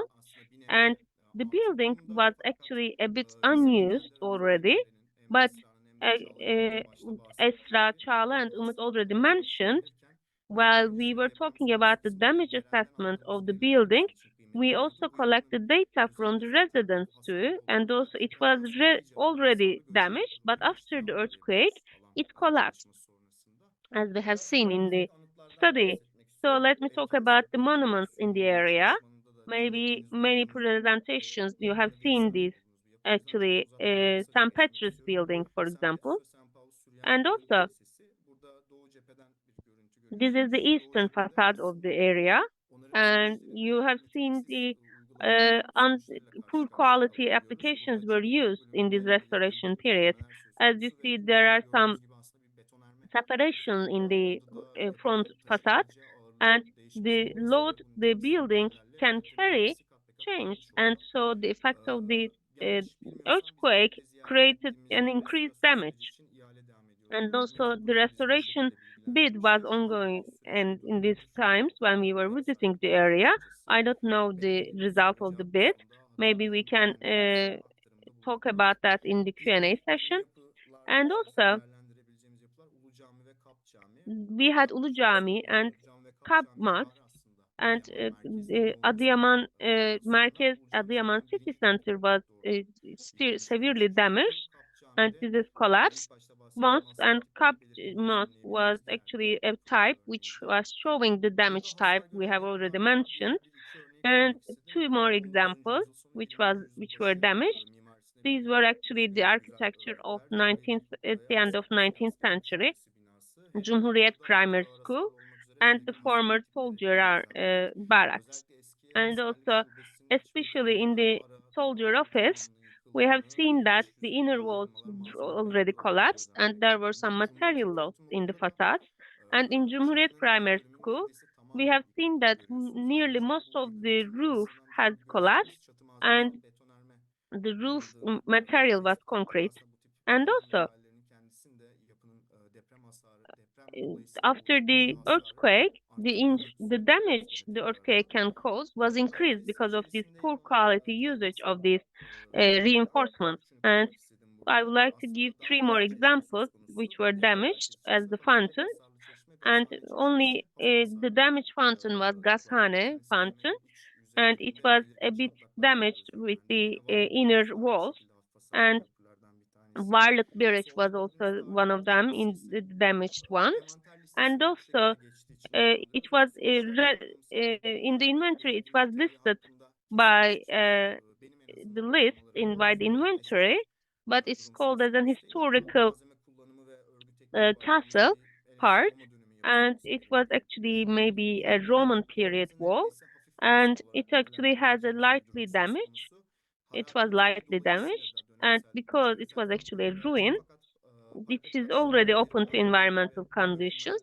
There were some separations in the walls again, but we don't know really if it is about the earthquake damage or the people. Actually, the villagers said that it was after the earthquake the separation of the walls occurred. And let me talk about Besni County. There were 17 buildings we have assessed, and they were in the Su Gözü, Çaykaya, Old Archaeological Site, and Güneykaya villages and neighborhoods. There was one residence and 16 monumental buildings, and 8 of them were damaged by the earthquake, and 9 of them were not influenced by the earthquake. Vakkas Emiroğlu Mansion was the only civil architecture example, and it was a cut stone mansion.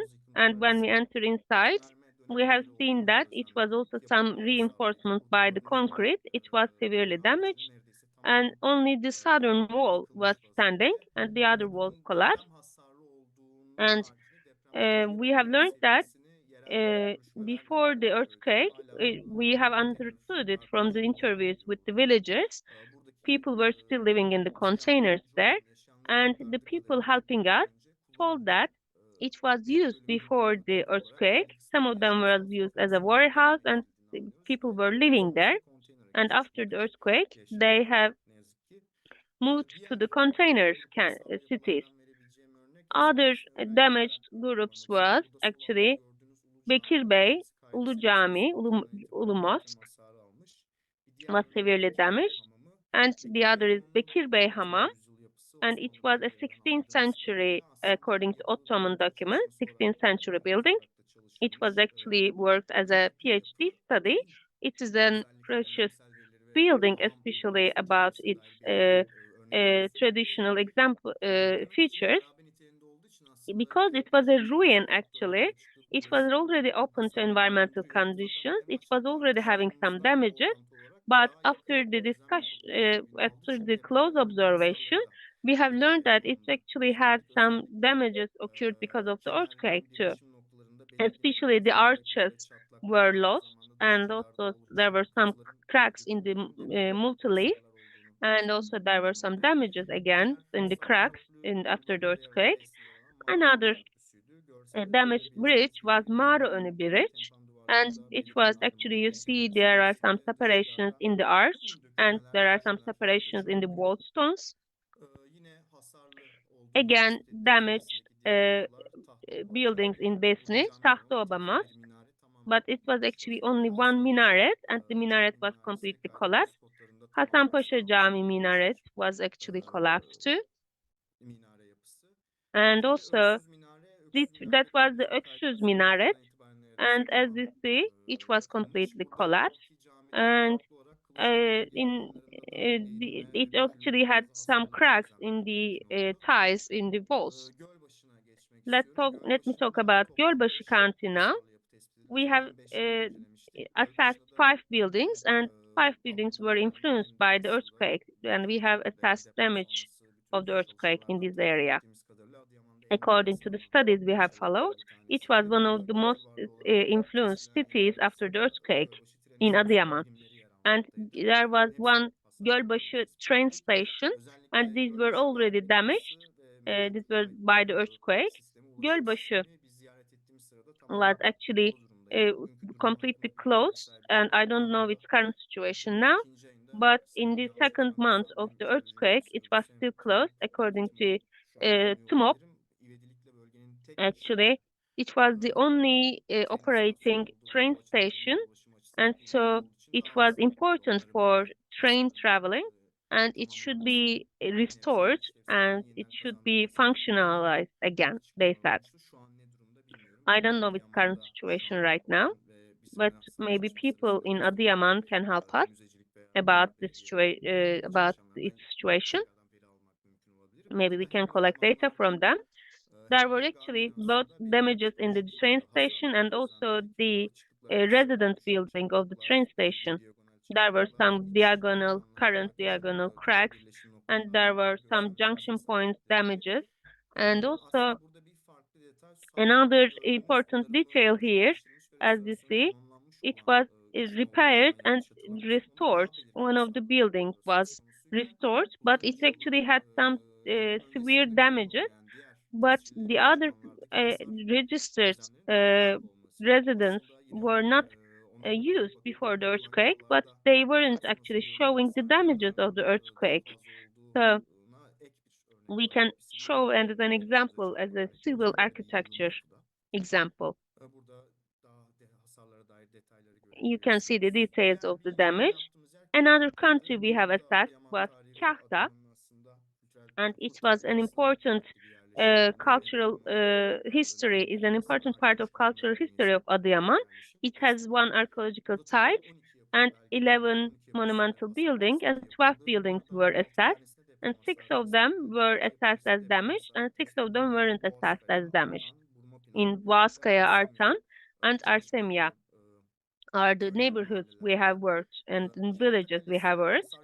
Tahta Castle was damaged, actually. The old castle and Kahta Castle was damaged.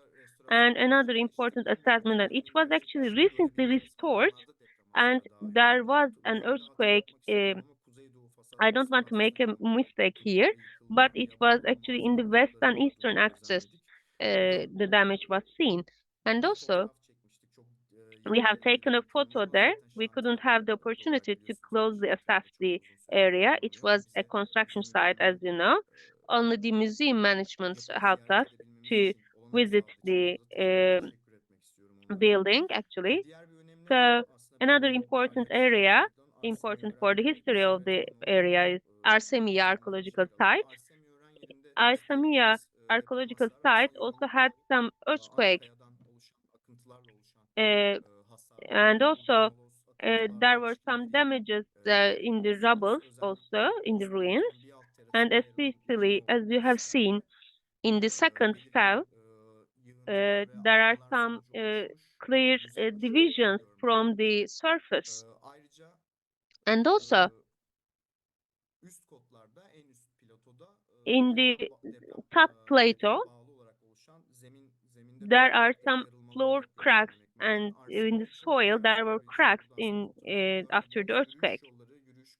And there were a walking route here, roads there, and all the banks were under the rubble and crushed under the rubble.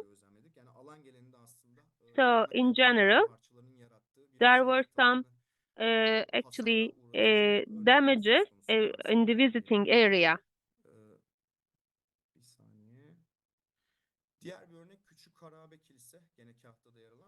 Another example is this Küçük Ruin church. I wanted to put it here because it's in ruins and it is far away in a rural area to access, and there were some people excavating to find treasures. So this is under risk. But in relation to the earthquake, you can see the damages, especially on the opening. There are vertical cracks that were observed as earthquake-induced, and again on the outer leaf there were some flows on the walls which were due to the earthquake. Again, another structure that was damaged here is the Mameluke Nymphois Bridge, which is one of the bridges that was opened for transportation. Again, in the upstream, there are the walls and the arches that have been damaged, and there are flows on the rubble stone structure and losses of material observed here. As you can see here, there's the main rock and the crack here due to the earthquake. again, arch intersection points, there are separations and cracks, as far as we have seen. Another area that we did assessment was Sinjik district. There was only one bridge that we could assess, Brima Bridge. It was hard to access. We observed it from afar, but we didn't see any earthquake-induced damages. So as a result, let me briefly conclude. In Adıyaman, a total of 45 out of 71 structures were detected to have damage. And in the modern architectural structures, actually, there is a proportionate damage ratio. 2/3 of the structures that we observed was damaged, so there was that proportionality with the previous reports. And as you can see, the local and central institutions and offices' contributions can be very important to increase the effectiveness of the study during the field study and after the field study. Therefore, we would like to thank all those who have contributed, like Onur Yıldız, Koma Gene Nemrut, Site Chair Mehmet Alkan, Museum Director Yusuf Tekin, again from the museum, and the Directorate of Zoning and Urban Works of the Adıyaman Municipality, Mesut Tekin. So this was my presentation. Thank you very much.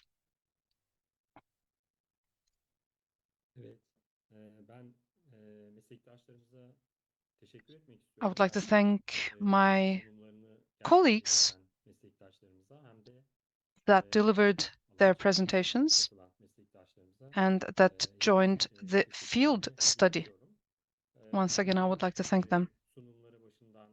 Now, when we look through the presentations, we can see that Emre Kisalı presented the Adana province, Esra Balcı presented Kahramanmaraş, and Mustafa Akçağız presented Adıyaman province and all the damages and the current status of the structures in these provinces. Each of my colleagues actually delved into the very specifics of the structures, even the story of the structures, giving us detailed information in their presentations. Therefore, we can see information on the current status of the structures as well as earthquake damages. They have conveyed their observations on these and also their own personal observations, opinions, and detections in minutest details. Very briefly, in 5 to 6 minutes, let me try to convey the gist of what we heard in the presentations and the data that we have attained in the study. Concerning the damages, actually, our colleagues have shared in detail in their presentations. However, we can say that the damages have been in a widespread area. So we can actually say this as an observation. There are some differences in terms of the severity of damages between the provinces, especially concerning Kahramanmaraş. Esra actually conveyed this very precisely, that there are differences of the severity of damages district by district. And concerning the damages themselves, there were also direct observations depending on irregular behavior. So we have seen all these damages and could somehow record these damages in the field study. In some of the structures, there were partial or total collapse. Our colleagues also conveyed these issues. And yes, we can make evaluations, assessments about the damages, but there were certain reasons why, which our friends tried to convey. For instance, low quality material use, insufficiencies in design, mistaken or erroneous details, and low quality workmanship. So actually, these have to do with the very first phase of the construction of these structures. So there are some structural deficiencies that we're trying to underline, that we're trying to draw your attention to. Of course, the user's interventions was something that all of our colleagues underlined. This is a very important parameters that is directly related with the damages of the earthquake. Certain intervention recommendations that are not fitting in terms of the material used or the workmanship are also problematic. This photo is from Mustafa Akçaöz's presentation also. St. Paul Church, St. Mor Petrus. So this is the northeast corner view. When you look at the multi-leaf wall, it was due to the first structure phase that led to all these damages, actually. And another thing that needs to be underlined is that many of the cultural assets are derelict, desolate structures, and they haven't been preserved, and their status makes us think profoundly. Actually, this problem was there before the earthquake. We all know about this, but this earthquake actually led to the multiplication of the problems, because we cannot reach many of the propriety owners. There are those properties with multiple owners, and sometimes they are left desolate because of that. And in those structures whose owners are known, the owners find it difficult to restore due to cost issues. Therefore, in the field studies, these derelict buildings is something that we need to discuss, it seems. And another issue is, in the recent times, in restoration applications, there have been unfitting interventions, unfitting materials and techniques being used. So it is as if the traditional materials and techniques haven't been followed well. And my colleagues also showed Tuzhan in Adıyaman. When you look at the walls in the recent use, and until the earthquake, this structure's restoration continued. It's a very fresh structure, but there were some serious problems with the restoration efforts, restoration applications. Another point of discussion that we need to delve into is the emergency structural measurements, which are being implemented right away, partially or totally. Suspending these structures were not something that we actually saw. This photo was showed by our colleagues, but again, in Kap Mosque in Adıyaman, there were timber elements that were used and the structure was suspended, but these examples are very limited. So we see these emergency structural measurements being taken, especially in monuments, but in civil architectural structures, unfortunately, we cannot see this being applied. This is an important issue because in aftershocks of the earthquake, we see that these structures are damaged even further. Another issue that I want to draw your attention to is, especially far away from the urban areas, especially in the rural areas, there are those undefined structures that stand by themselves, left to itself. Like it can be a church, it can be a cistern. There are security problems, and they are open to vandalism. In this example, in Ceyhan, İsalı district, there's this tower. But there were many such examples that we saw in the presentation, so this is one of the other issues. And this photo was shown by Emre in his presentation. We're in Ceyhan district, 20th century concrete housing example. 20th century heritage is an important issue. registered or unregistered 20th century structures is something that we need to discuss how to handle them. Does it mean that it was going to be conserved because it was registered? That's also something questionable. Maybe this is not a very glamorous example, but we have actually seen very striking examples of 20th century heritage in Ceyhan. So this is something that we need to also discuss concerning their current status and conservation status. Another thing that we need to discuss is, especially in the archaeological sites, there are those quote-unquote restoration activities in the archaeological areas. In the parts where these applications are done, we could detect damages. When we look at this structure specifically, actually you saw it in Kozan, Adana, the Victory Arch in Anavarza. This photo is from 2004, Istanbul Technical University Restoration Faculty study photo. I took the photo from them. And now you can see 2023 after the earthquake, the same structure. Just at the moment of the earthquake, there was a restoration going on already. You can see from the scaffold that restoration efforts were there.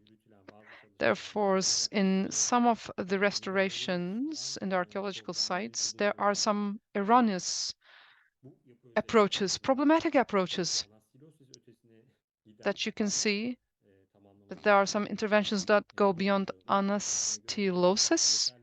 There's partial reconstruction and there's insufficient engineering services, it seems.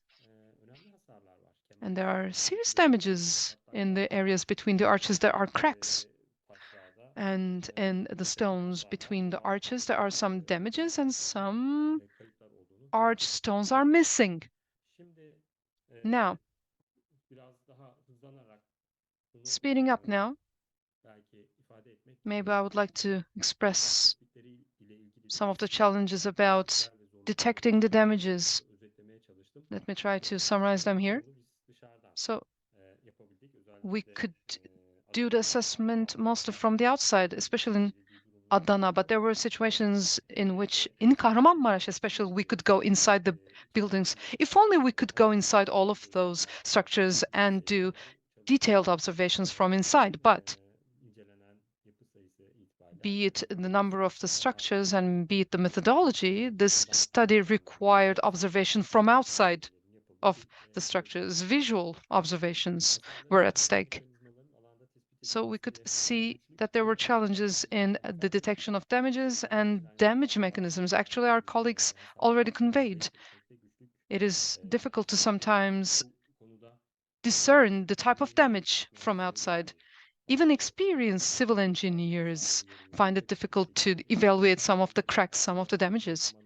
So in a way, this is normal, but there are some other issues here too. For instance, in Ceyhan district, Emre conveyed it. Back in 1998, there was a big earthquake that took place in Ceyhan, and some of the structures were damaged back in this earthquake. Therefore, the damages from 1998 and the damages from 2023 is almost impossible to distinguish. That's what I'm meaning. Another issue is, again, problems in discerning the damages in between the two earthquakes. I have already conveyed this. And another issue that we have been discussing, and Emre is actually referring to it. So in terms of the grading of damages in civil architecture examples and structures that are evaluated as archaeological data. Actually, we cannot bring them together. There are those structures that we accept as archaeological data. They have their own damage grading. Actually, these two types of structures shouldn't be mixed. The data of the civil architecture and archaeological sites should be distinguished. What can be done in the coming process? There are two issues. Hasarların tespitine yönelik neler yapabiliriz? Bu What proje we can do about the assessment of the damage created by the earthquake. alt alta dizmeye çalıştık. So, Mesela kültürel first of all, varlıklarda meydana gelen hasarlar henüz özellikle some of the kırsal damages, especially in the rural areas, cannot be assessed. So, kırsalda tespit especially in the rural areas, there was actually, these were the preliminary studies we have done in the rural areas. So these studies should be enlarged. And also, the second topic is that, especially about the damage assessment, you have already, we have already mentioned about the process and the data. And so maybe we can directly register this data in the field in a digital platform.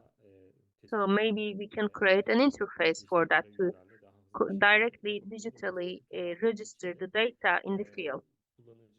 So it can be a user-friendly interface, and which will ease the process very fast and also in a correct way, of course. Another topic is actually to develop solutions in order to overcome the challenges in the damage assessment process. There are, of course, a lot of challenges, as we have mentioned in the presentation, but let me talk about the other item too. We also should provide personnel who has enough knowledge and who are competent enough to be in the field and to make the damage assessment. But we have to allocate and enrich the staff there. And the other point is to develop collaborations between the institutions. Especially there are collaborations of institutions within this project, of course, but especially the NGOs should be included more, closely collaborating more. Use the potential. So I hope it will be enriched in the upcoming processes. And also another point, to provide public institutions support, especially with, of course, this project is funded by funds abroad, and of course, the public institutions should provide more funds or technical support in this sense, and also increase their support, which already exists. So we actually mostly talked about what we can do about the damage assessment, actually. So let me talk about the other topic, another discussion point.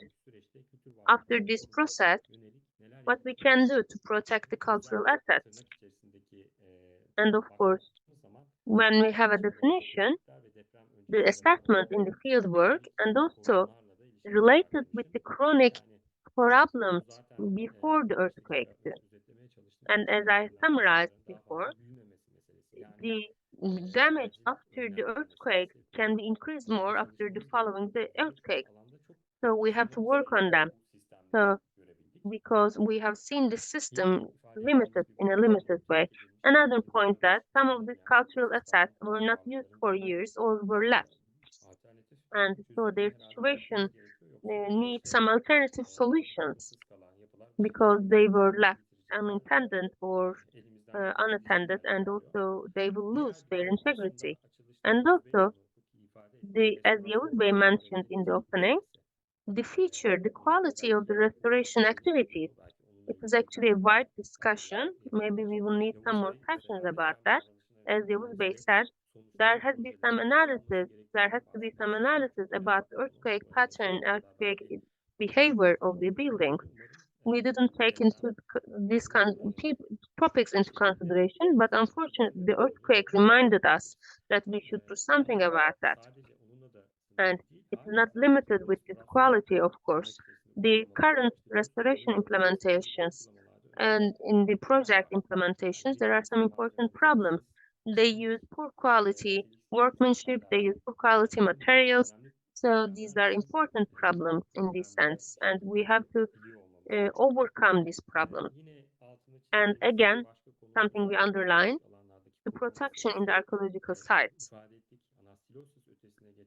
And there are some implementations in the areas, in these areas, but we have to talk about in the international and national legislations. Of course, we are already defining this protection of these archaeological sites, but we have to closely consider them about reconstruction and construction of the sites, and so that the current implementation cannot have enough engineering services. We can also say that.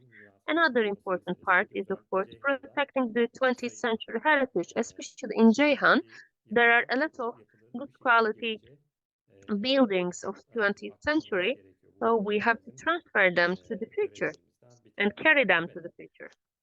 So I would like to close my speech, especially both about the damage assessment, about the protection of cultural heritage, cultural assets.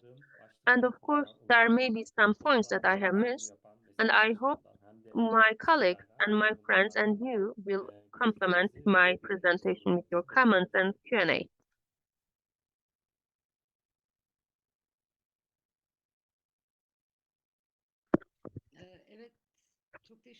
Yes, thank you so much for all our speakers. Thank you so much. Now we will talk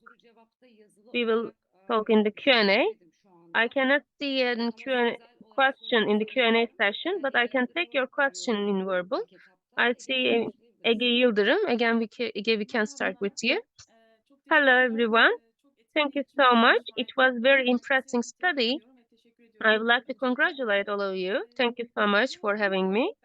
And also, you have underlined the importance of documenting. And in every platform, the question comes to your mind.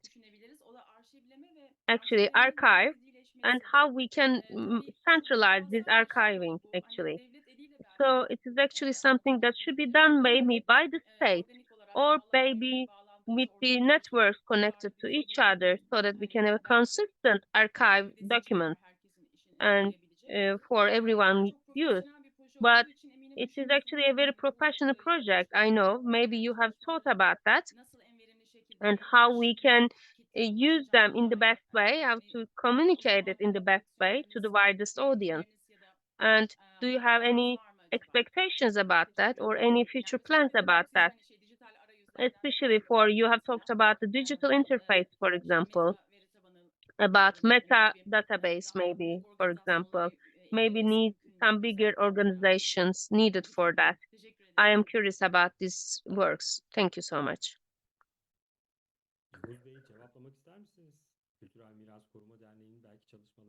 Yavuz Bey, maybe you can talk about the studies of Kültürel Miras Koruma Derneği. Maybe we can talk about that. We can answer these questions with KMKD. And also, what is the real situation in the country? Thank you so much, Ongu. Yes. First, I would like to extend my thanks to every presentation made here.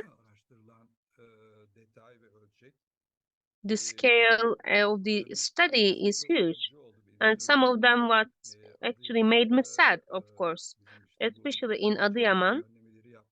We have made some environmental arrangements, and there were some archaeological sites we have made these environmental arrangements, and the damage in these archaeological sites were actually made me sad because we have lost a lot there.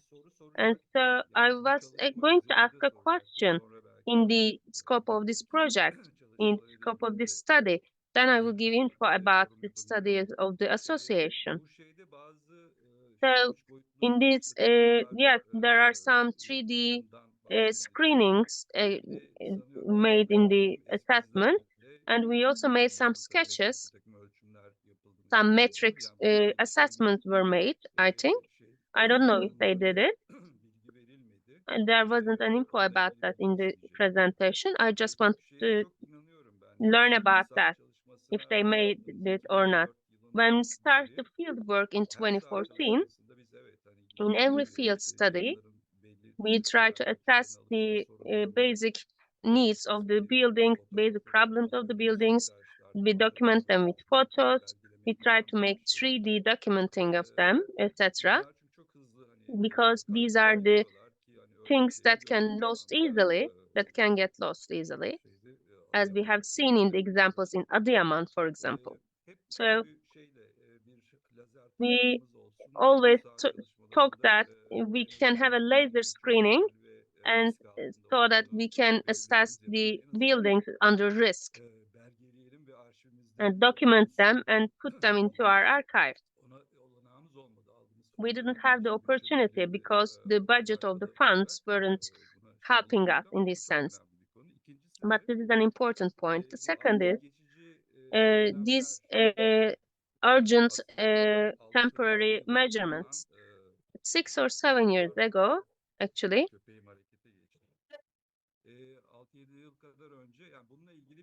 6 or 7 years ago, we have learned that there wasn't a legislation about that, and what we can do about the restoration.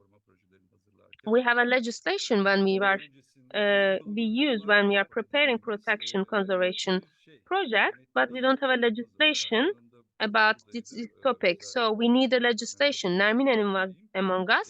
I would like to remind her that it was something we need even before the earthquake. Especially in the rural areas, there were places that pillaged, vandalized, and which was left. And also because there were some holes dug there, and also lost their integrity. So with some very simple methods, we can still make them to live, to survive. And also with these urgent measures. So this is the biggest problem, I think, especially in the earthquake region. The damaged buildings which were not collapsed can be still temporarily supported with some support, some supplements, so that the interruption can be made accordingly in the process, in the upcoming processes. And also, you see the situation in Antakya, a heavily damaged building, for example, can be removed with this trouble in 1 day. And also, you have reminded us with this presentation. I see this important. So let me talk about what we have did in the what we did in the area. Maybe you can talk about that. Yes, maybe I can give the answer. As again Yavuz Bey mentioned,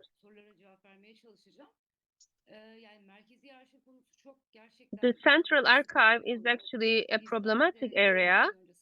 Before we have gone to the area, actually, we demanded the registry list from the conservation boards. And when we went to the field, we have seen that there were some registered buildings and there were unregistered buildings, and some of them were not listed.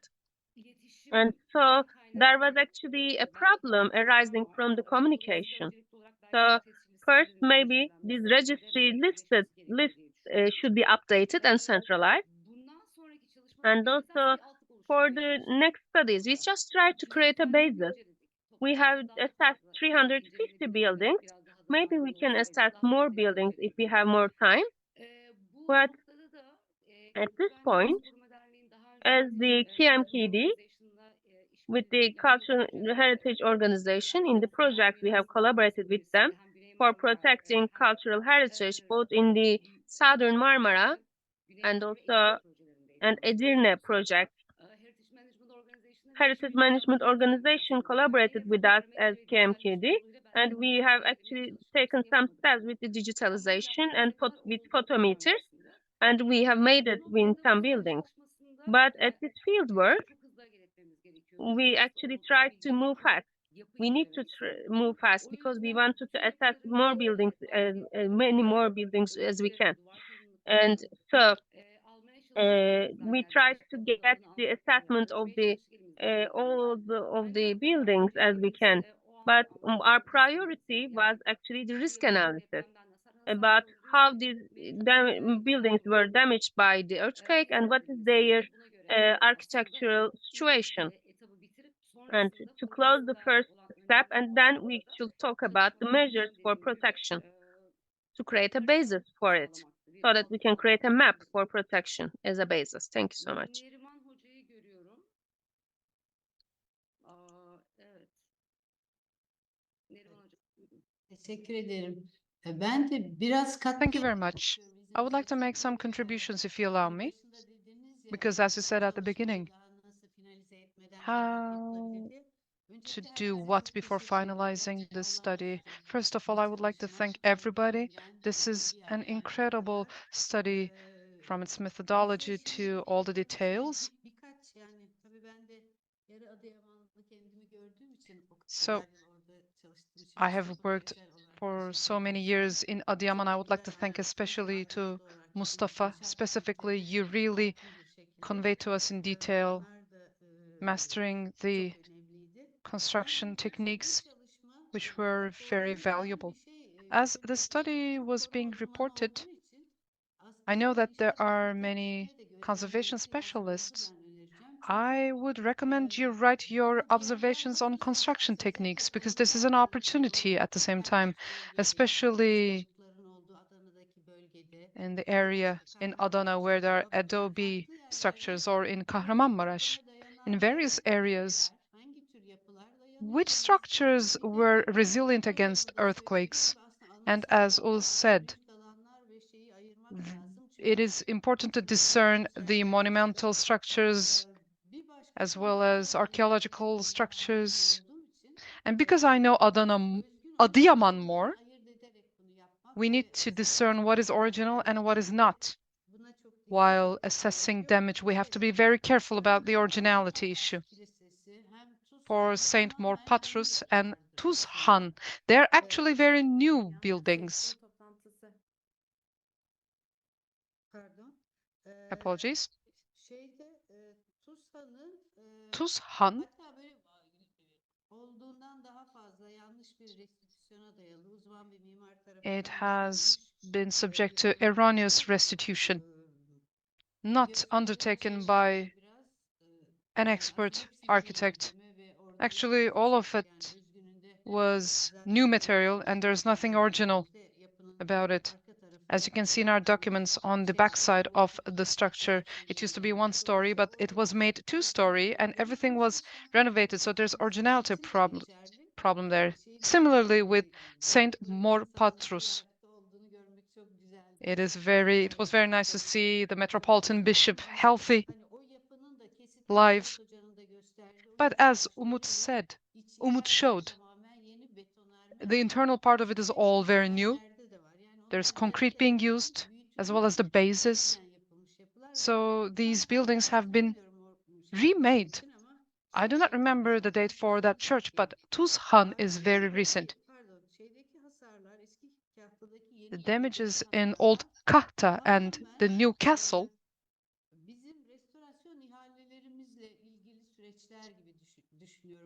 I'm thinking of it as our tender processes in restoration. Maybe we shall add this to the report too, because in that structure, especially the mortars,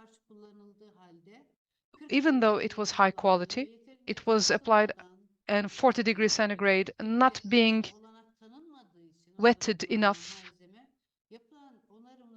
Therefore, the restorations were all damaged, as you also assessed. Each time I went there, I reported these, and the ministry called the relevant stakeholders. But you shouldn't do restoration under 40 degrees centigrade in such hot weather, especially in a place like Adıyaman. You're gonna wet the mortars and allow them to dry slowly. It is almost impossible, and this is valid for many restorations. And when we spoke about the reasons, actually the ministry is also aware there's always a tender process. So it is either very hot or very cold temperatures, and this problem is something that the ministry is facing everywhere. We have to overcome this problem. Even when so much money is spent, also by DG of Foundation, a climate fitting restoration needs to be applied. Otherwise, we will see these damages in all the restorations. And see, in Adıyaman, there are very few monumental structures. Almost all of them were severely damaged. They were restored very recently, especially the mosques. And I also agree with Yavuz how the nature can lead to damages. Hopefully, it can be cleared and the recycling or a transformation can be done there. Concerning original construction techniques, it doesn't have to be on each structure, but the specialists need to take note of it and share them. These are very important. What they're sharing are very important because our research is almost always focuses on architecture and not on techniques. We see after an earthquake why there are cracks. So focusing on techniques will be beneficial. Another issue is both the restoration processes as well as the processes of regulations and bylaws. We need to seriously study these. If we are going to learn something valuable as specialists, we need to reflect this through the regulations and bylaws concerning the structures that are registered or in the status of registration. How to preserve them so that they're not damaged by earthquake is something that we need to study.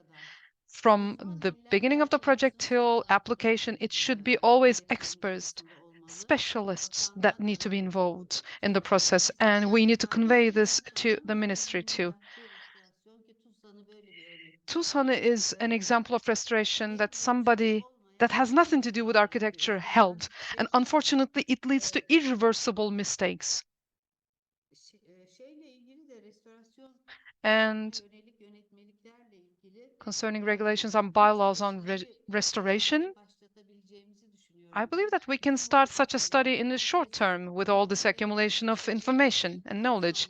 After everybody writes their notes on techniques, we can work as subgroups on a scale of regions even to write on techniques. Thank you very much to all of those who have spent an effort in this project. Thank you.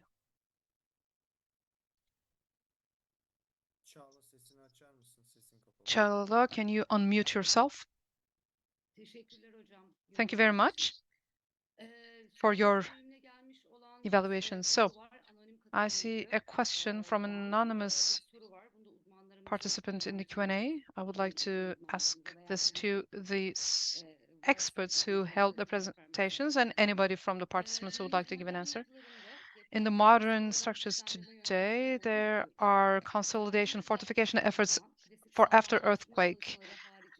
Aside from the classical fortifications for monumental areas, is there any such techniques for after the earthquake, and how to make them sustainable? If there are any known such techniques for post-earthquake situations. Emre, would you like to give an answer to this from the engineering side, you know? Sure. I guess in classical fortification studies,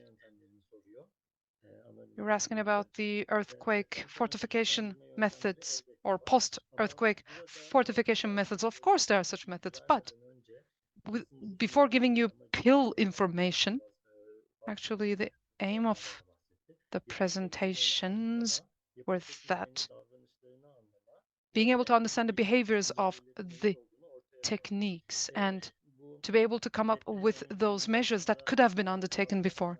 And actually, I was in Adıyaman right after the earthquake. The fact that Ulu Cami, the mosque, collapsed.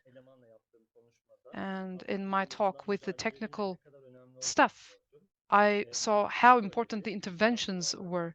They told us concerning one of the walls collapsed that there were toilets and we filled them in, they said, but with what material?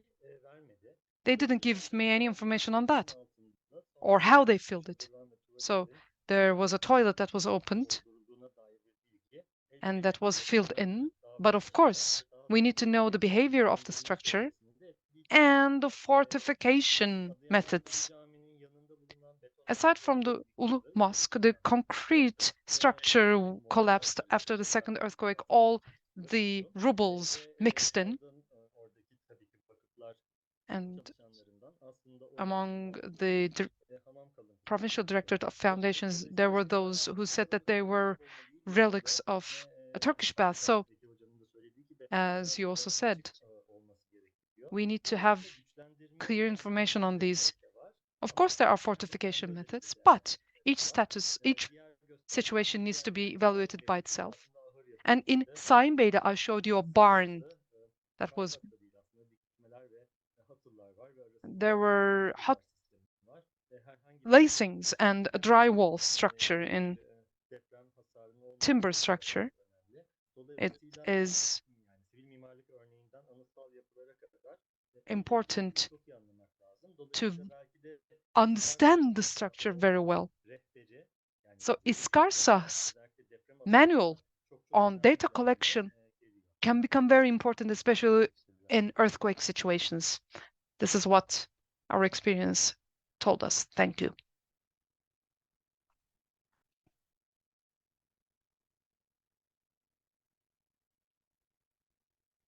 Asu Hanım buyurun.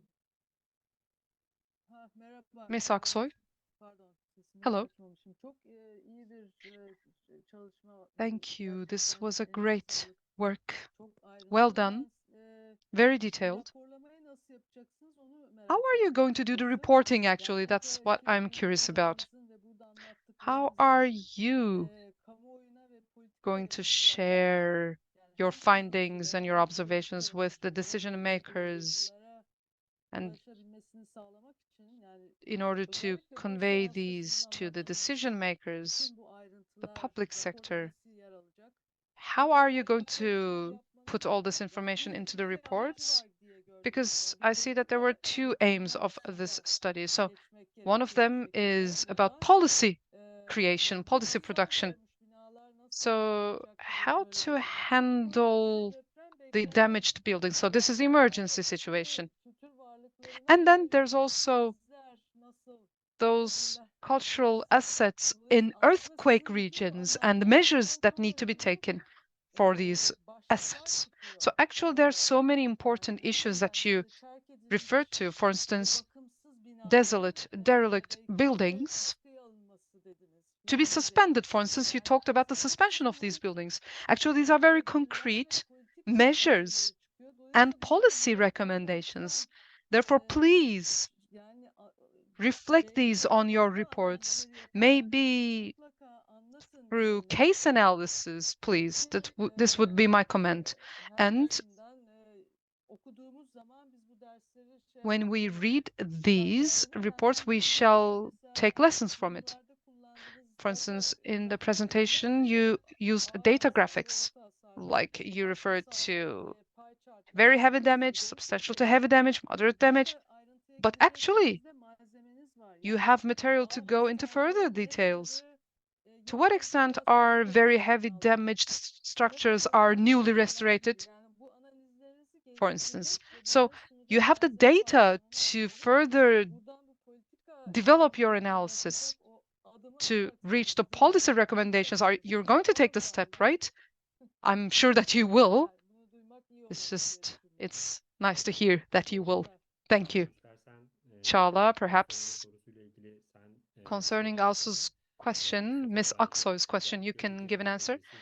And Mustafa can refer to Edirne project and South Marmara project and KMKD's studies, how they are made into publications and how these are made into reports. Bu çalışma öznelinde aslında biraz bahsetmeye çalıştım. İlçe veya mahalle düzeyinde. I actually tried to give info about that. We tried to base the neighborhoods. First, we get the short history, then the buildings we have assessed, then what are the cultural assets examined in the academy, what are their architectural features, the risk we have seen, and reprotection measures for every county and for every neighborhood.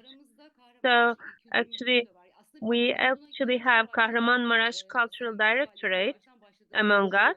We started these protection studies with them, both with the Kahramanmaraş Provincial Cultural Directorate.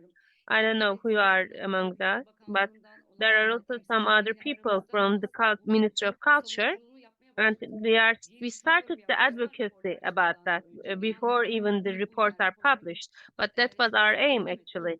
We didn't wait for the reports to be published. Writing a report is something everyone knows, actually, is a problematic one.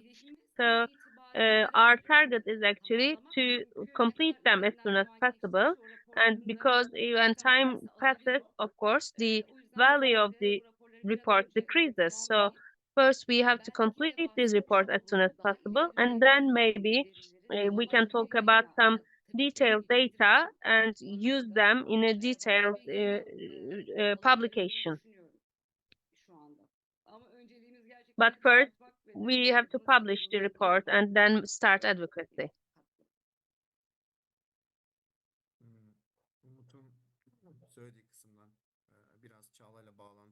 I will also comment. So as KMKD, I will talk about the framework the KMKD works. Actually, Çağla mentioned the summary of the report. And while continuing the studies for the research, we actually, before even the publishing this report, we actually organized the field with the collaboration of public institutions. So actually, everyone here actually knows that, especially the local administrations, both the bureaucratic ones and both the local NGOs, help us to multiply the events, actually. And also, especially for the assessment of a very critical event like an earthquake. So the collaboration of the shareholders, the participation of shareholders is important because the damage of is huge. So it actually helps us because it was a habit for us to collaborate, as Çağla mentioned, especially while coordinating this project. We both had discussions with the Cultural Conservation Board, and we need some permits for visiting the field, of course. So the principles of this study, the results, the communication of the result of project also needs a calendar. And we need to transfer all this info to the authorities to get this permit. And so we have proceeded actually very well, I can say, and we get very good positive feedback. So how we can multiply it? We can say that, as Çağla mentioned, the Southern Marmara, Edirne, and Mardin project was actually, especially till the publication of the report, we have worked, first of all, in the localities, in the locations first, and we have communicated with all the local shareholders, both with the universities, both with the conservation boards, and the other experts working in the field. So after the publications was made, and we actually focused on all the institutions, universities, conservation boards throughout the country. We tried to share its digital version in the international libraries, for example. We tried to open it for access for all libraries, national and international. And there is another point here, and we actually it's not actually so changed actually about sharing a written publication with people, and so the written publications, the hand printouts of these publications is also another point in this sense. So in the digital version, the database, for example, is something which will be opened for everyone, for every institutions involved in this project, and so that we can create a system of database. And then maybe in the further version of this study, we can integrate it and deepen it. We can share it with everyone. And maybe after Ege Yıldırım asked in the first question, we need to use new methods and especially new digital methods. for multiplying the effects of these studies. But actually, it is again, people do not like written publications anymore. So it's possible that in the next process, when the publication is published and both when it is integrated with the database, it will be helpful both for the locations, and we have worked also with the old institutions throughout the country. And of course, I hope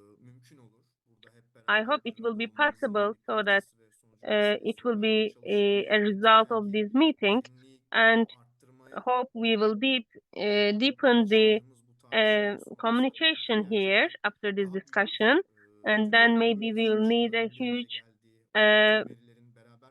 a bigger organization where we share these earthquake-related data, because there are many independent studies. Foundations are working on it, NGOs are working on it. Every professor, every academician sees a different detail, so we can collect them all in one single pot, and so that we can create a method for handling all these issues, and maybe a workshop will be useful for all of us. I hope we will do it as the Cultural Assets General Directorate will organize this workshop where all the shareholders are invited. And I hope maybe in short term it is not possible, but maybe we can gather together to discuss this joint workshop and take further steps about that. Thank you so much. Evet. Sağ olun. Süremizi oldukça aştık. Actually, we exceed our time. We have to wrap it up. Bir soru var el kaldıran. Evet, aha, görüyorum zaten. Yes, Evet, I see someone is Türkiye holding their hand.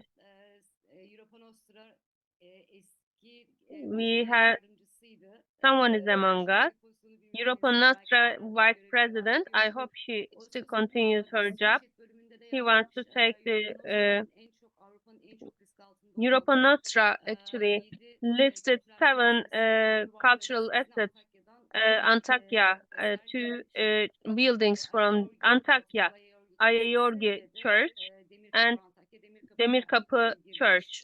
Teşekkürler diyeyim. Thank you so much, Piet. Then I can give you the floor to you. Thank you so much, Carla or Kajla. Thank you so much. And I just want to interfere because I have to leave, and I wouldn't leave without thanking you for inviting us to participate, to assist this fantastic webinar, and to congratulate you, particularly for, let's say, the way you have been doing this. This is exemplary. This is, on the one hand, really analyzing in a very objective way, just putting together figures and facts, not fearing, not being afraid of giving reality, of naming things, of giving the problems. And I think this is not just positive, it's constructive. And particularly, you are looking ahead. The last interventions we have heard are very real, good questions. And these are also our questions. Just we want to learn of this. Let's say this whole data mining that can be done with all what you have now. And on the other hand, so the policy consequences. I can say that we as Europa Nostra are really impressed by the way you in Turkey have been done with this great tragedy you had, and the way now everybody is standing up and is saying, look, this has happened, but future we have it in our hands, and we have to work together with public authorities and so on, and also with people's organizations. And I'm also very happy that ALIPH, our partner, also is joining you, because that's also a very important partner. I think can just say all the best. Thank you for this great work you have been doing, and that cultural heritage in Turkey in all its dimensions can just profit of all this energy and all this enthusiasm that you have put in this during the past months. Thank you and congratulations. Teşekkürler. Thank you so much, Burçin.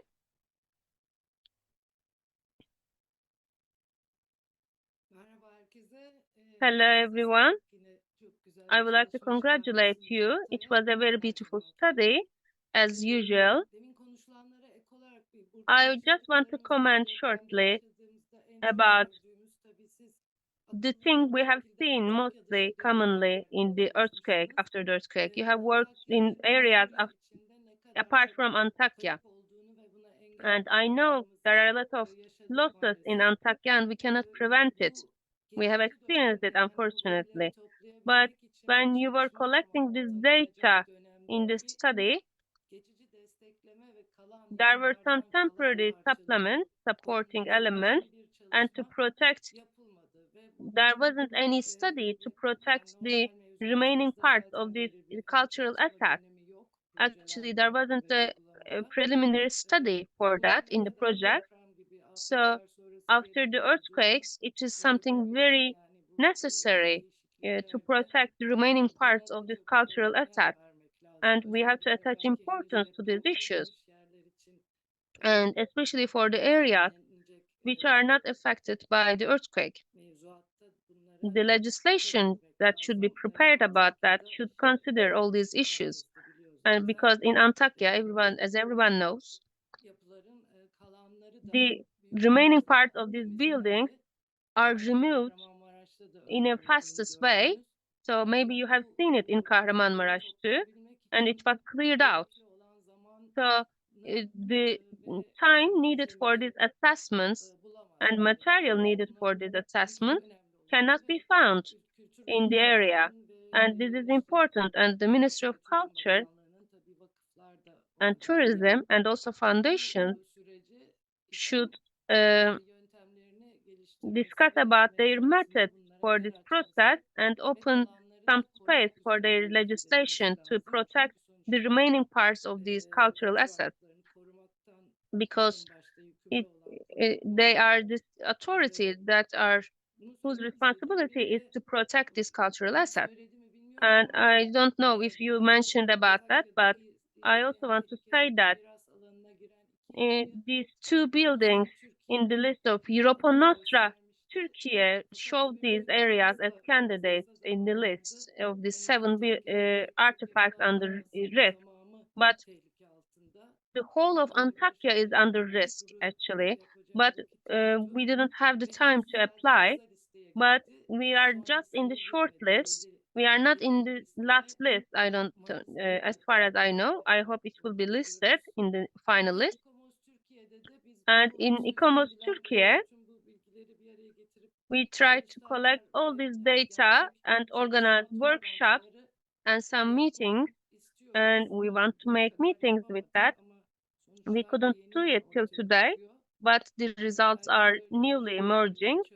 So maybe such a study will merge all these studies all together, and we will proceed, because ICOMOS Turkey actually created a guide about that, and we are targeting the updates of these guides, and so that we can use them after in the restorations after the earthquakes. We plan about doing that. Thank you so much again, dear friends.